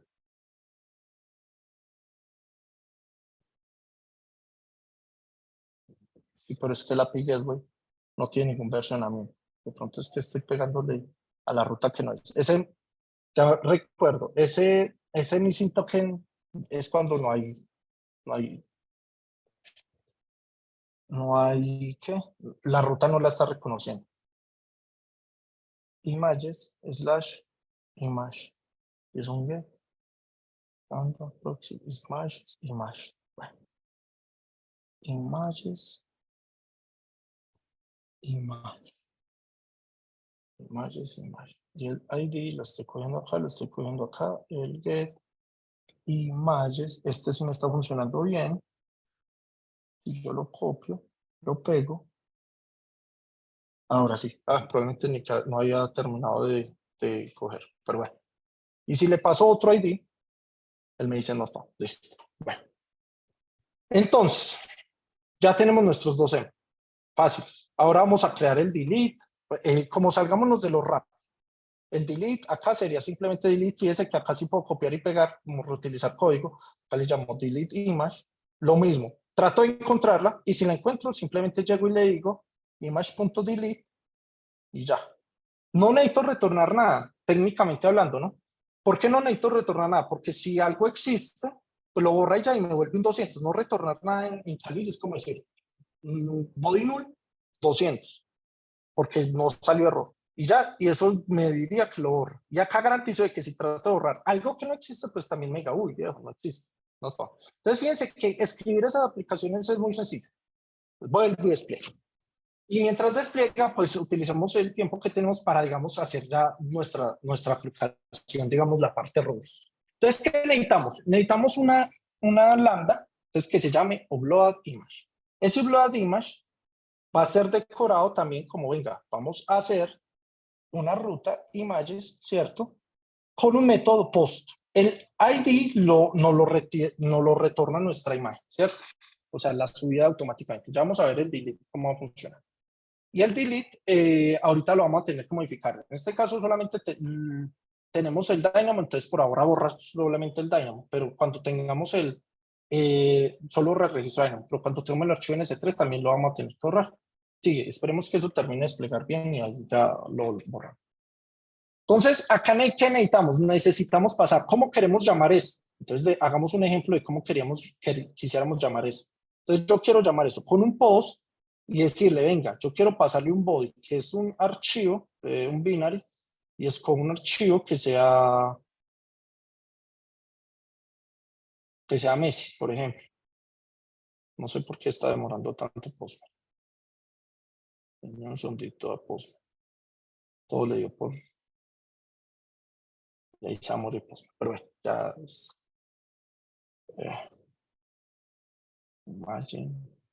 ya respondí Postman. Y vamos a escoger a Messi. Listo. Así yo quiero que funcione, ¿cierto? Entonces, para que funcione así, pues yo digo, bueno, le voy a mandar los bytes. Chalice ofrece algo que se llama el current request, muy parecido a lo que ofrece Flask. Y yo le puedo decir, venga, el current request, mándeme el raw body, ¿cierto? Pero como yo dije, solo quiero imágenes, permite sobreescribir, digamos, que cuáles son los content types que yo puedo, digamos, que mandar. Entonces va a ser image, PNG, ¿sí? Va a ser image, JPG y JPG. No le dejemos mandar más, al final no se necesita. O sea, yo soporto esos 3 content types, ¿cierto? Listo. Voy a crearme mi ID. como les decía, va a ser un ID aleatorio, entonces voy a utilizar un Universal Unique Identifier de versión 4, ¿cierto? Eso está por defecto instalado en Python, entonces todo bien. Ya tengo mi ID. Necesito saber el content type, ¿no? Entonces, para saber el content type, ¿por qué necesito saber el content type? Para poder sacar la extensión. Entonces, bueno, de content type, ¿cómo saco el content type? Del current request, tiene unos headers y eso le saco el content type. Esto puede ser, esto es case insensitive, puedo pasarle content en minúscula, mayúscula y no pasa nada. Bueno, ya tengo la extensión. ¿Cómo puedo sacar la extensión? Pues simplemente cojo el pedacito, el final, ¿cierto? Entonces digo que image extension, porque ese content type es uno de estos. Entonces, ¿qué tengo que hacer? Tengo que coger el content type, hacerle un split por un slash y coger el último elemento. Listo. Ahí ya tengo mi extensión. Como ya tengo la extensión, voy a crear mi objeto utilizando el ORM. Entonces, listo. El ID va a ser igual a MID. La extensión va a ser igual a la extensión. Yo acá creé image extension. Uy, eso es que image extension. Entonces, ya tengo mi extensión. Los conceptos no los necesito, pero sí necesito un create add. El create add, pues, como es un ORM, eso es una de las ventajas, voy a pasarle el UTC y ya. Y él se encarga por debajo de convertir eso a string. Acá voy a importar data de Python. Entonces, estas son las que ofrece Python. Estas la tiene ya las lambdas. Y lo único que hemos instalado, de hecho, este es Chalice. Entonces, fíjense que por ahora no hemos utilizado librerías externas. Tenemos la imagen, la guardo. Listo, ya le dije a mi ORM, guárdeme esa imagen. Pero necesito subir el objeto de S3. Entonces voy a utilizar el cliente que ya tengo de voto creado y voy a utilizar put object. Esto es utilizando toda la API de voto 3. Entonces, ¿qué me pide? Ese put object. Me pide el body va a ser los bytes, ¿cierto? Me pide un bucket, entonces el bucket va a ser igual simplemente mi bucket name, que lo tengo como una variable global, ¿se acuerdan? Acá lo tengo. Me pide eso, un content type y el key. El key va a ser simplemente como, qué sé yo, llamémoslo el id.imageExtension, ¿cierto? Podría ser, pero pues para abstraer un poquito de eso, metamos esto aquí. Metamos un método que llame como getFileName y que eso me retorne, por ejemplo, cell.id. Metamos esto acá como un fstring.cell.extension y listo. Así ya lo puedo utilizar. Podría crear una propiedad o lo que sea, pero pues... Bueno. Y acá simplemente lo utilizo. Digo, el objeto que ya me creé, .get file, y listo. Y ya no me tengo que preocupar cómo se construye el nombre del archivo.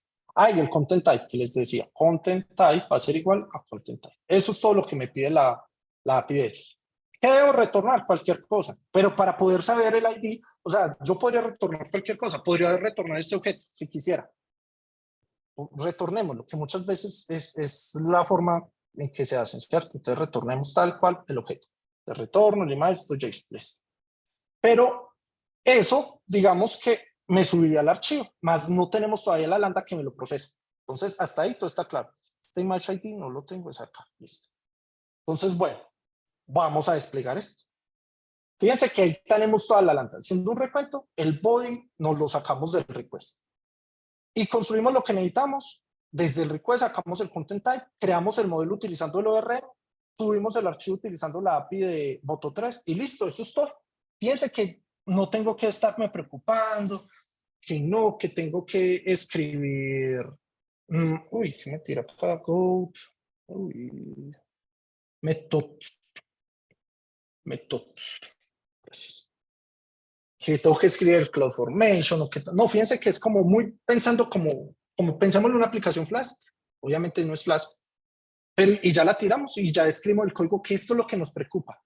Realmente por detrás, que los permisos ya los dijimos acá, pero por ejemplo todo lo que nos compete es el código, listo, ya lo tenemos. Entonces fíjense cuánto tiempo hemos ahorrado sin tener que empezar a escribir CloudFormation y que tenemos la función lambda aparte y que entonces tenemos que la función lambda la llame el CloudFormation que haga la relación a la función lambda. No, acá ya lo tenemos todo. Entonces esperemos que esto funcione. Miramos el delete si funciona. El delete probablemente no funcionó porque no se llama SDF. Sí, pero si yo lo llamo con esto, me dice 200 OK. Si yo vengo acá, dice, ya no tiene nada. Entonces, fíjense, ya tenemos 1, 2, 3, 4. Realmente eso por debajo en Charlie se ve como una función lambda, ¿cierto? Por fortuna, ¿cierto? Porque al fin de cuentas todo está pegado al mismo API get. Pues nosotros lo estamos viendo como 4 lambdas, pero realmente es una función lambda. Ya vamos a ver las otras dos que creemos si son funciones lambda puras. Pregunta hasta el momento, ¿todo bien? Sí, no hay ninguna, Juan. No. Bien. Si voy muy rápido, pues me cuenta, igual el videito más rápido, más rato lo subí. Igual el repositorio está y ya lo que nos falta es, digamos que, un poquito de visualización y ya. Entonces yo voy a tratar de subir el archivo. Vuelve y juega, esta vaina todavía no ha desplegado, entonces ahí ya desplegó y subió, ¿cierto? Me dice, bueno, este es el IP. Entonces si yo vengo acá y digo, venga, dígame esta imagen cuál es, me dice, es esta, ¿cierto? Y si yo me vengo para acá y miro en el bucket de S3, no había nada, ya tiene que estar la imagen, ¿cierto? Ahí quedó mi imagen, perfecto. Entonces, lo único que me falta, pues quisiera hasta ahí llegar, pues lo del cron lo pueden ver en el repositorio, pero es la lambda del evento de S3. Entonces, app, punto, ya no es ruta. ¿Por qué ya no es ruta? Porque ya no necesitamos, digamos que, utilizar el API Gateway, sino que nuestro evento va a ser de S3. Entonces, on S3 event. Entonces me dice, necesita pasarme un bucket. Entonces va a ser, vean, en este bucket name, y necesita pasarme los eventos, como bueno, cuando suceda algo, entonces yo digo, bueno, cuando haya una object, se llama object created event, 2 puntos asterisco. O sea, ¿esto qué me quiere decir? Cuando cree cualquier evento, cualquier objeto, object event, en este bucket, a ti ya me está hablando. Entonces, esto llamemos como look or concept, ¿cierto? O más bien como compute concept. ¿Listo? Y este argumento, ¿qué necesita acá es el evento? Entonces, del evento, él pasa la información necesaria. ¿Qué es lo único que necesitamos de ahí? El key. ¿Por qué? Como decir, venga, ¿cuál fue el archivo que se creó en... Este key es el archivo que se creó en S3, que en este caso sería esto. Esto sería el key. Si yo cojo acá, esto sería el key. Esto sería el key. Con eso ya tengo todo, porque yo ya puedo decir como image ID, como extension, va a ser igual a key.split por punto. Listo, ya tengo el ID. Ya puedo coger la imagen. La imagen va a ser imageModel.get image ID. Listo. Estoy seguro que existe. Claro, tengo que estar seguro, porque pues si llego a ese bucket y yo no subo nada más a ese bucket, sino utilizando esta API, nada más debe llegarme a ese bucket. Con la imagen, pues yo ya puedo hacer otras cosas, ¿cierto? Primero, ¿qué necesitamos? Crear una URL prefirmada de esa imagen. ¿Por qué necesitamos una URL prefirmada? Porque vamos a utilizar esta API de un tercero que se llama Clarify. Entonces, ¿cómo funciona esto? Uno le da el body, en este body, uno le da una URL. Si ustedes ven, por ejemplo, esta URL es ¿qué? Esta URL es Cristiano Ronaldo, ¿cierto? Entonces, ¿qué hace eso? Él coge esta URL y él me dice, omitan todo esto, y lean lo que tenemos que emitir el modelo, el input y data. Esto es lo único que tenemos. Esto es lo que mueve ese tercero. Como diga, eso es soccer con 99%, fútbol con 99%, match 97%, competition con 97%. Esta es lo que vamos a necesitar, pero para poder usarla necesitamos una URL prefirmada. Podríamos utilizar bytes, pero pues ¿para qué utilizar bytes? Para utilizar bytes sería como ir al bucket de C3, descárgame el archivo, suba los bytes. Y la lambda pues tiene la memoria limitada, entonces ¿para qué ponerme a descargar bytes? Creamos una URL prefirmada, image URL. ¿Cómo la creo? Con lo mismo, con el cliente C3, preassigned, eso se llama generate preassigned URL. Y eso me pide. Get object, esto está en la documentación de Auto 3, me pide los params, y los params van a ser el bucket, que va a ser 2 puntos, mi bucket name, y el key, ¿sí? El key va a ser simplemente el key que me llegó allá del evento, ¿cierto? De respuesta. Y además de esto, necesitamos un expires in, como bueno, ¿cuánto quiero que dure la lambda? ¿Cuánto quiero que dure esta URL prefirmada? Pues lo que se demore subiéndolo allá, póngale un minuto, 60 segundos, listo. Esta URL prefirmada De hecho, ya me sirve para crearme el otro endpointcito que se me ha olvidado, el de download, acá. Download o get o image URL. Y acá digamos lo que como download URL. Este lo vamos a necesitar, entonces simplemente es como coger esto y construir esta imagen y retornar. Entonces fíjense que esta la vamos a necesitar, entonces por eso la voy aprovecho que ya la tenía, image URL abajo, y la construyo acá. ¿De dónde me saco el bucket name? Lo tengo. Y el key simplemente sería, de hecho, key va a ser igual a image.getFileName. Listo. Fíjense que listo, ya incluso me ahorré esta otra lambda que la necesitaba. Y ahora sí, entonces ya tengo la hora de prefirmar. Voy a copiar y pegar un pedacito de código, ¿cierto? Necesito mandarle un body. Como ustedes vieron, el body que ellos pedían era de esta forma, por alguna razón extraña. Y el endpoint, también necesito pasarle un token, ¿cierto? Voy a pasarle el token. Este PAT se llama Personal Access Token. Lo voy a sacar de una variable entorno. Va a ser os.environment. Y eso llamémoslo como clarify PAT. ¿Listo? Y hago la petición. Entonces, para eso sí necesito request. Entonces, response va a ser igual a request. Punto. Eso es un post.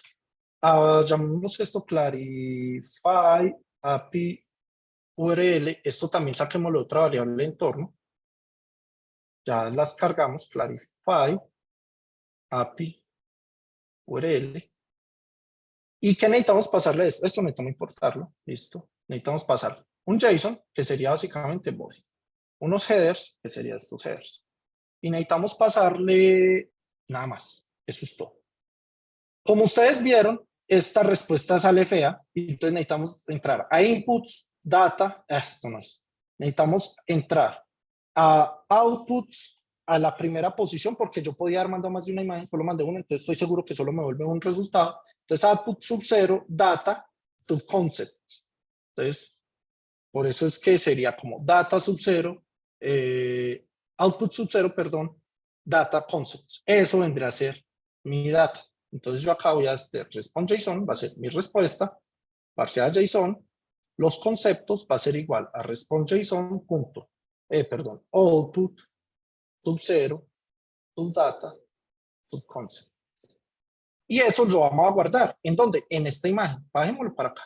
Entonces, image, voy a la URL y digo image.update y es la forma que lo piden ellos, la API. Entonces, él me pide unas acciones. ¿Qué acción necesito? Pues voy a coger, a ver, esta acción acá no.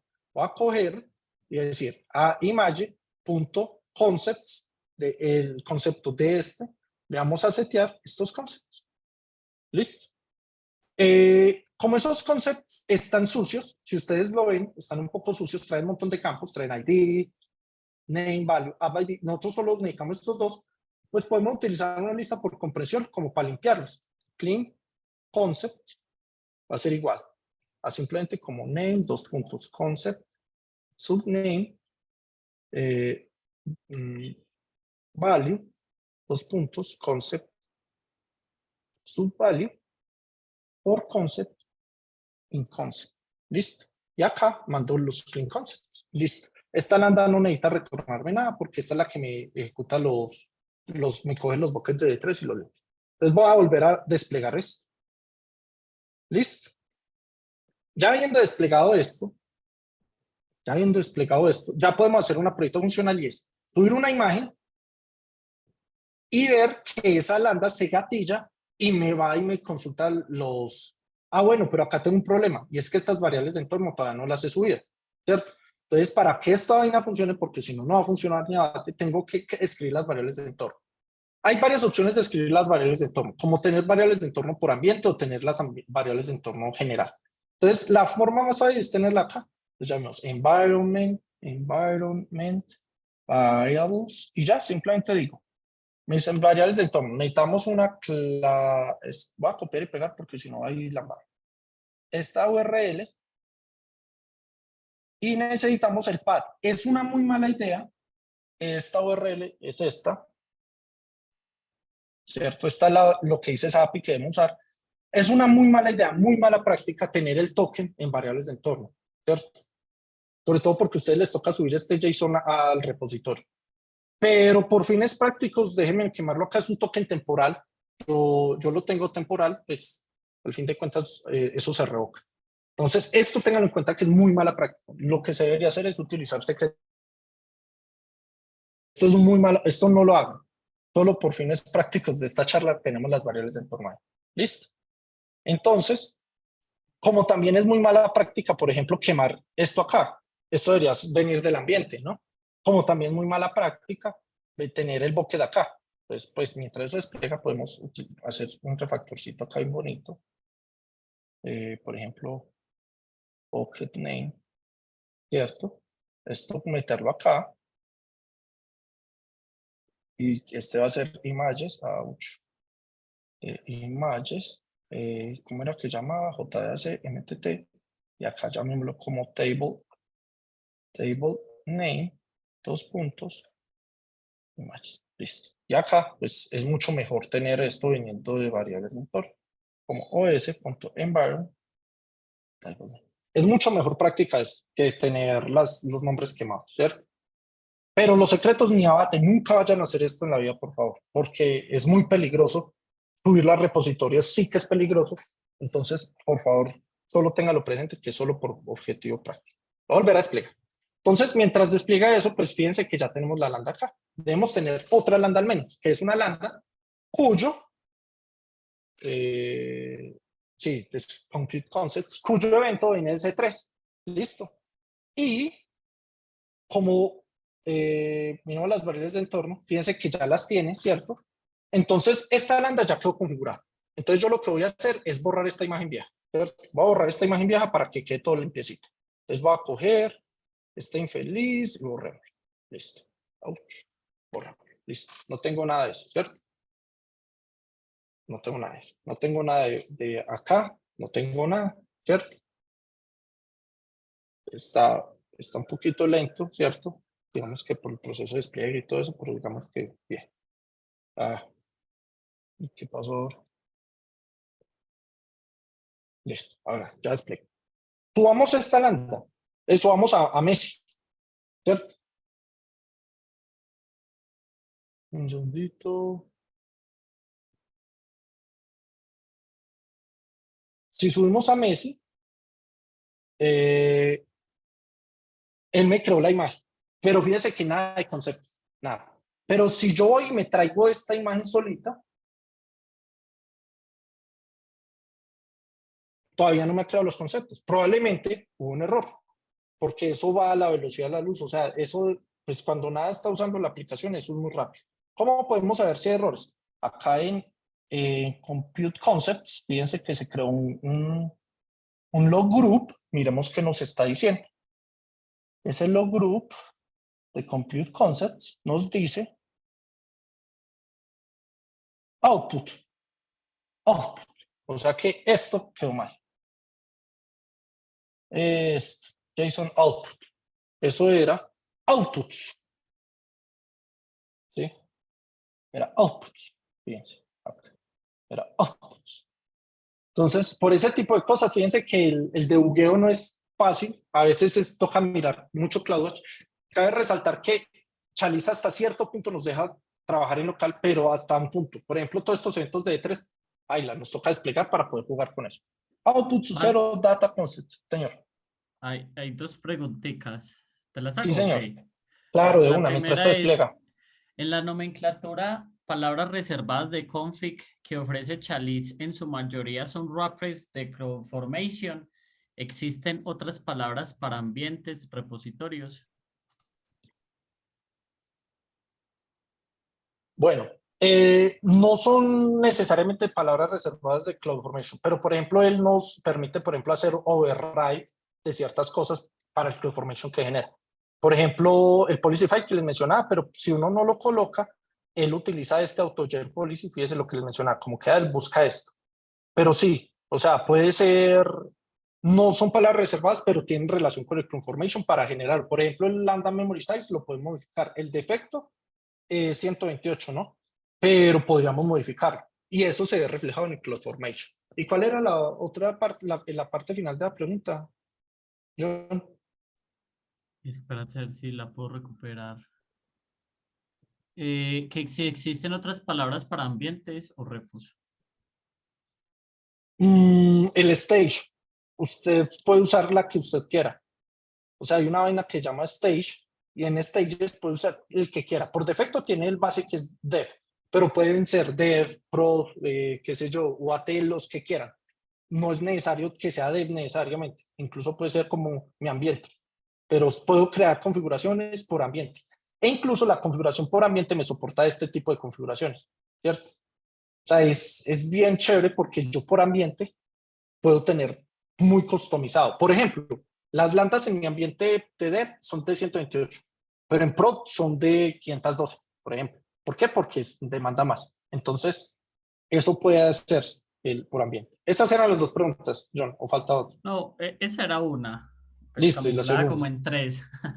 Y la segunda es, ¿qué recomiendas para hacer pruebas unitarias? Que si se utiliza una librería como PyTest o es, dice acá. Esa es una muy buena pregunta. Chalice tiene una suite de testing para, para hacer las pruebas, ¿cierto? Entonces, por ejemplo, uno puede crearse un cliente como Dummy, donde uno las invoca y devuelve las respuestas. Pero lo ideal es utilizar esto con PyTest. Pues PyTest es, por su definición, es, digamos que lo más utilizado en testing. Pero podemos utilizar la suite de test base de Python. O sea, lo más importante acá no es el framework con el que implementemos los tests. Yo amo escribir PyTest, ¿sí? Pero lo más importante es cómo crear el cliente para poder hacer las pruebas en local. Y claro, él nos ofrece, digamos que, por ejemplo, este tipo de eventos, él nos ofrece la facilidad porque digamos que nosotros podemos coger e invocar y generar los eventos. O sea, es bien chévere porque tiene muy bien organizado toda la parte de test. Incluso para las peticiones HTTP, para las REST APIs, porque pues es necesario, ¿cierto? Sí, yo recomendaría PyTest y leerse esta página. ¿Listo? Es lo suficientemente claro para entenderlo. Bueno, esto ya desplegó. ¿Listo? Entonces vamos a hacer otra vez nuestra prueba. Vamos otra vez a subir a Messi. Entonces Messi nos va a devolver otro ID, ¿no? Vamos a ver, ahora cojamos a Messi. Y fíjense que ya tiene los concepts. O sea, inicialmente no los tenía, pero es tan rápido como cojo, sube la imagen, la creo en el bucket, pero eso gatilla una lambda porque al fin de cuentas, y no hay lambdas ejecutando en este momento, entonces no entra nada en cola, entonces se ejecutaron. Y fíjense, esto de una no lo actualizó. Va a una API externa, no lo trae y no lo pega. Y quedamos con algo funcional, ¿cierto? Si yo borro, en este momento no se está borrando ese 3. ¿Por qué? Porque fíjense que en ningún lado en nuestra app estamos diciendo que cuando borre, en el delete, estamos diciendo vaya y borre ese 3. Estamos diciendo vaya borre Dynamo. Pero pues para que sea limpio, pues nos toca decirle borre ese 3. ¿Cierto? Porque si no, pues va a quedar muy sucio. Entonces digamos S3 client. Delete object. Bucket. El bucket va a ser nuestro bucket name. Y el key va a ser igual a image.getFileName. Listo. Con eso basta para borrar. Despliego. Listo. Entonces fíjense que es muy fácil. O sea, acá en cuestión de una hora, un pedacito, no, menos de una hora, porque cuando empezamos a escribir código nos llevamos una hora. Nos llevamos una hora volviendo código. Hicimos muchas vainas. ¿Qué les quedo debiendo? El cron. Pero si me lo permiten, lo puedo copiar y pegar ahí de uno. O sea, simplemente este pedacito de código. No que yo ya haya escrito toda la app y la tengo en el repositorio. Pero este pedacito de código es el cron. Fíjense, yo le digo, venga, cada hora, este rate viene de Chalice. Fíjense, lo importo de Chalice. Entonces, acá quedó importado. Fíjense. Entonces, ¿qué le digo acá? Hermano, cada hora vaya y limpie la data vieja. Entonces, ahora, calcula la hora, basado en UTC. Esto lo tengo que cambiar el time zone, ¿cierto? ¿Por qué? Porque para poder construir y comparar las fechas. Que guarden el modelo con la fecha que tengo actual. Entonces digo, para todos los modelos, para todas las imágenes de la tabla, esto es una mala práctica. Probablemente lo que deberíamos hacer en Dynamo es crear un Global Secondary Index con create edad para hacer una búsqueda específica por el campo, pero sin entrar, digamos, que en esos detalles particulares y teniendo presente que esto no es una buena práctica, con Dynamo, pues simplemente recórrame todos los objetos, captúrele el clic de edad, vaya y mire cuál es el delta time de justo ahora y el objeto que se creó, y si el delta time, o sea, la cantidad de segundos es mayor a 3600, o sea, es mayor de una hora, vaya, elimínelo de S3 y vaya, elimínemelo el objeto de Dynamo y listo. Y esto me ejecuta eso cada hora. Y si yo lo despliego, pues el evento va a ser gatillado por EventBridge. Y acá lo miramos. Cuando yo despliegue acá estas funciones, eso va a ser desplegado, se va a ver como una otra lambda, ya la vamos a ver, y nuestro gatillador de eventos va a ser EventBridge. Entonces, básicamente, nos falta solamente probar la de download URL, esta download URL. Esto nos devuelve una URL prefirmada.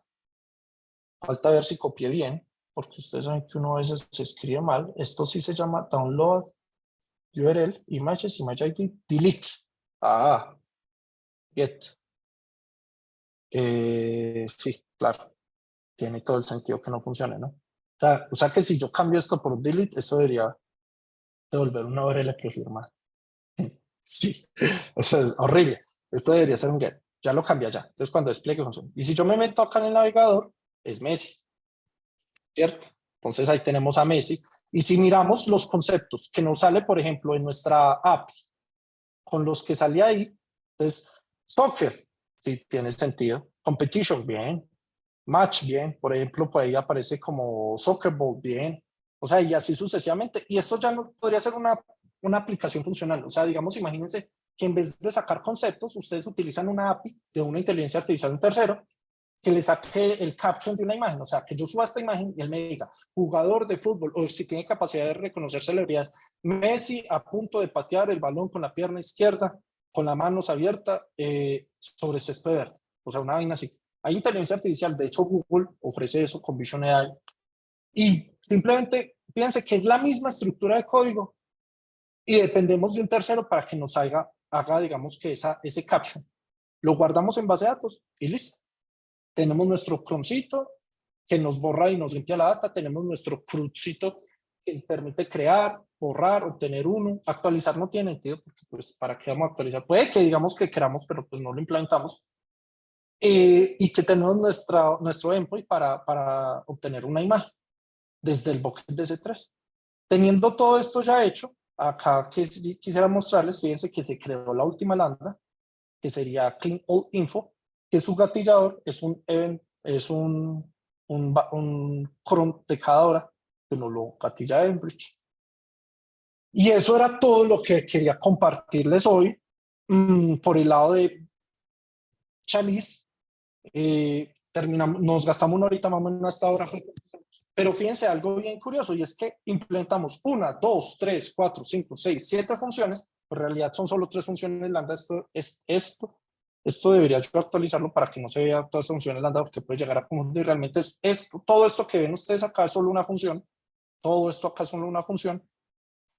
En una hora. O sea, que realmente rinde. Si uno lo hace con despacio, puede gastarse una tarde, pero no es algo de días, no es algo de super horas. Y como ustedes pueden ver, podemos testear eso muy fácil. O sea que es bien flexible. Mi conclusión a la que quisiera, o más bien como lo que quería transmitirles, es muy buen framework, probablemente va a coger mucha fuerza y ya la tiene. Nos permite hacer aplicaciones, muchos de nosotros decimos como, qué chévere una aplicación que haga esto, pero por el hecho de empezar, que no, que para el despliegue, para hacer esto, para hacer lo otro, uno empieza como a pensarlo y como que se desanima y no quedan sino las ideas como en ideas. En cambio acá ya tenemos todo. Ustedes digan, bueno, ya monté todo eso, listo, le voy a decir delete. Y eso ya me limpia todo, sin limpiarme el bucket de C3 y sin limpiarme la tabla. ¿Por qué? Porque esas las creé por aparte, ¿cierto? O sea, que ese delete, acá yo cuando entre a functions, ya no va a tener functions, y acá la tabla, pues va a tener los elementos, acá también, porque pues estos dos los creo yo a mano, pero ya no va a tener nada de funciones. No tengo nada de funciones. Si me meto, por ejemplo, al API Gateway, acá, API Gateway, tampoco tengo mi gateway, ¿sí? Está limpiecito. O sea que es muy bueno porque me limpia eso. automáticamente. También me limpia los roles que me crean el IAM. Entonces, está muy bien autocontenido Chalice. Entonces, no siendo más, acá les dejo esta imagen para que puedan escanear el código QR. Esto los lleva a este repositorio donde está todo el código construido, ¿cierto? Y puedan eventualmente, si siguen el video, poder con el código seguir la charla. Y bueno, eso es todo. Muchísimas Listo, gracias. Juan, existen dos últimas preguntitas para que cerremos. Listo. De una, La, señor. la primera es, ¿alguna razón o escenario por la cual no usar Chalice? ¿Qué desventajas frente a Python y CloudFormation puro y duro? Esa es una muy buena. Pues una desventaja clara es que esto no tiene todavía todas las fuentes, ¿cierto? O sea, como les mostraba ahorita, tiene algunas. Entonces, por ejemplo, si nosotros quisiéramos soportar otro servicio, ya estamos de entrada bloqueados. Si necesitamos otra vaina, ya baila Chalice, nos toca utilizar CloudFormation. Yo no usaría CloudFormation puro y duro, utilizaría CDK, porque sigue siendo Python. O sea, la infraestructura como código me hace más, me gusta más, me parece un poquito más amigable para desarrolladores. Por ejemplo, yo no soy DevOps por formación, entonces lo que he aprendido, digamos, de ese lado, me resulta más fácil entenderlo con Python. Entonces, una desventaja es esa. Otra desventaja es que, por ejemplo, yo estaba buscando y uno puede configurar por ambiente ciertas cosas, ¿cierto? Como variables de entorno, sí, configuración, pero yo decía, bueno, yo como veíamos acá, yo tengo tres lambda, una lambda que es el cron, una lambda acá que es sí, el que me escucha de C3 y me llama Clarify, y esta lambda de la mitad. Y yo decía, pero es que esta lambda de la mitad no necesita tener ciertas variables de entorno. Por ejemplo, la única que necesita los secretos de Clarify es esta. Entonces yo estaba tratando de hacerlo, pero encontraba que era solamente por ambiente, y no es tan atómico como decir que cuando defino esta lambda, poder pasarle, por ejemplo, sería muy bonito como por ejemplo en el momento con el decorador, decir, estas serían las variables de entorno que usted necesita. Hay otra desventaja, es que, por ejemplo, ustedes saben que con API Gateway uno puede crear REST o HTTP, ¿cierto? Y Chalice no soporta HTTP, por ejemplo. Y así hay desventajas que uno ve que uno le toca ir sacando, por ejemplo, el ajuste, pues porque al fin de cuentas, para prototipar puede ser muy rápido, para aplicaciones de producción, dependiendo, si uno necesita un HTTP, baila, porque Chalice no lo soporta, le toca hoy a uno sí o sí utilizar CloudFormation, una vaina de esto. ¿Qué otra desventaja le doy yo a Chalice? Pues hasta el momento le he encontrado esas desventajas. Digamos que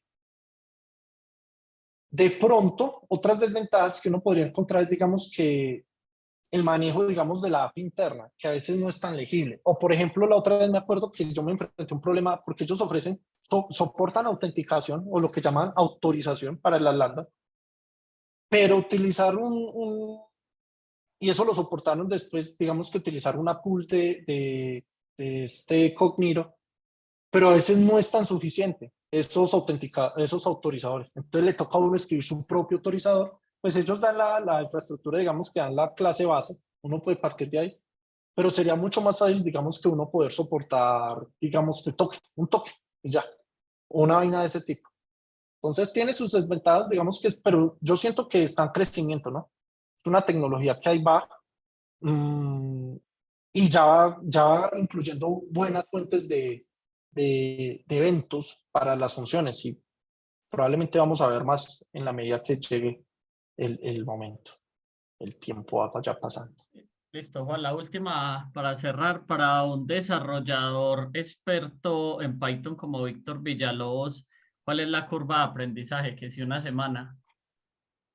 Un desarrollador experto en Python, yo creo que en cuestión de una tarde entiende ese framework. Es que no es muy difícil. Si uno va y mira, Chalice, AWS, ellos tienen una muy buena documentación para empezar de cero. Y acá explican todo lo básico. O sea, realmente incluso ellos tienen los tutoriales que sacaron una especie de workshops, por ejemplo, construir una REST API pool, por ejemplo, con WebSockets, o por ejemplo, digamos que utilizando un tópico de SNS. O sea, realmente son son tutoriales bien fáciles de seguir, fíjense. O sea, cuestión de una tarde. Lo más maluco de pronto es si alguien no está muy familiarizado con AWS, ese de pronto puede ser el golpe, como familiarizarse con los servicios, con las credenciales, con la plataforma, con la consola. La consola de AWS no es, la han hecho más bonita de encontrar las cosas, pero a veces encontrar cosas ahí es difícil. A mí me ha resultado a veces confuso la consola AWS, entonces puede ser, es que me acordé de un chiste, que decía que si Voldemort hubiera guardado Horrocrux en la consola AWS, todavía estaría ahí. Claro, eso no lo encuentra nadie. Y hay como servicios de los servicios en los servicios. Si ustedes vienen acá y miran los servicios de AWS, esta vaina tiene sopotoscientos servicios y cada uno tiene su API. Entonces, o sea, le toca no volverse familiar, es con lo que necesita. De pronto esa es la curva aprendida más difícil, pero Chalice, sabiendo uno Python y un poquito de AWS, es súper fácil. Más de 270 servicios, Juan, por eso pues, es complicado, No, ¿cierto? Bueno, imagínense. chicos y chicas, muchas gracias por la asistencia hoy. A vos, Juan, parce, como siempre, un placer tenerte por acá. La gente disfrutó bastante esta charla. Recuerden que quedará grabada en el canal de Manizales Tech Talk y que tengan una buena noche. Nos vemos en marzo con PHP y Laravel y en abril con planes de carrera más allá del senior.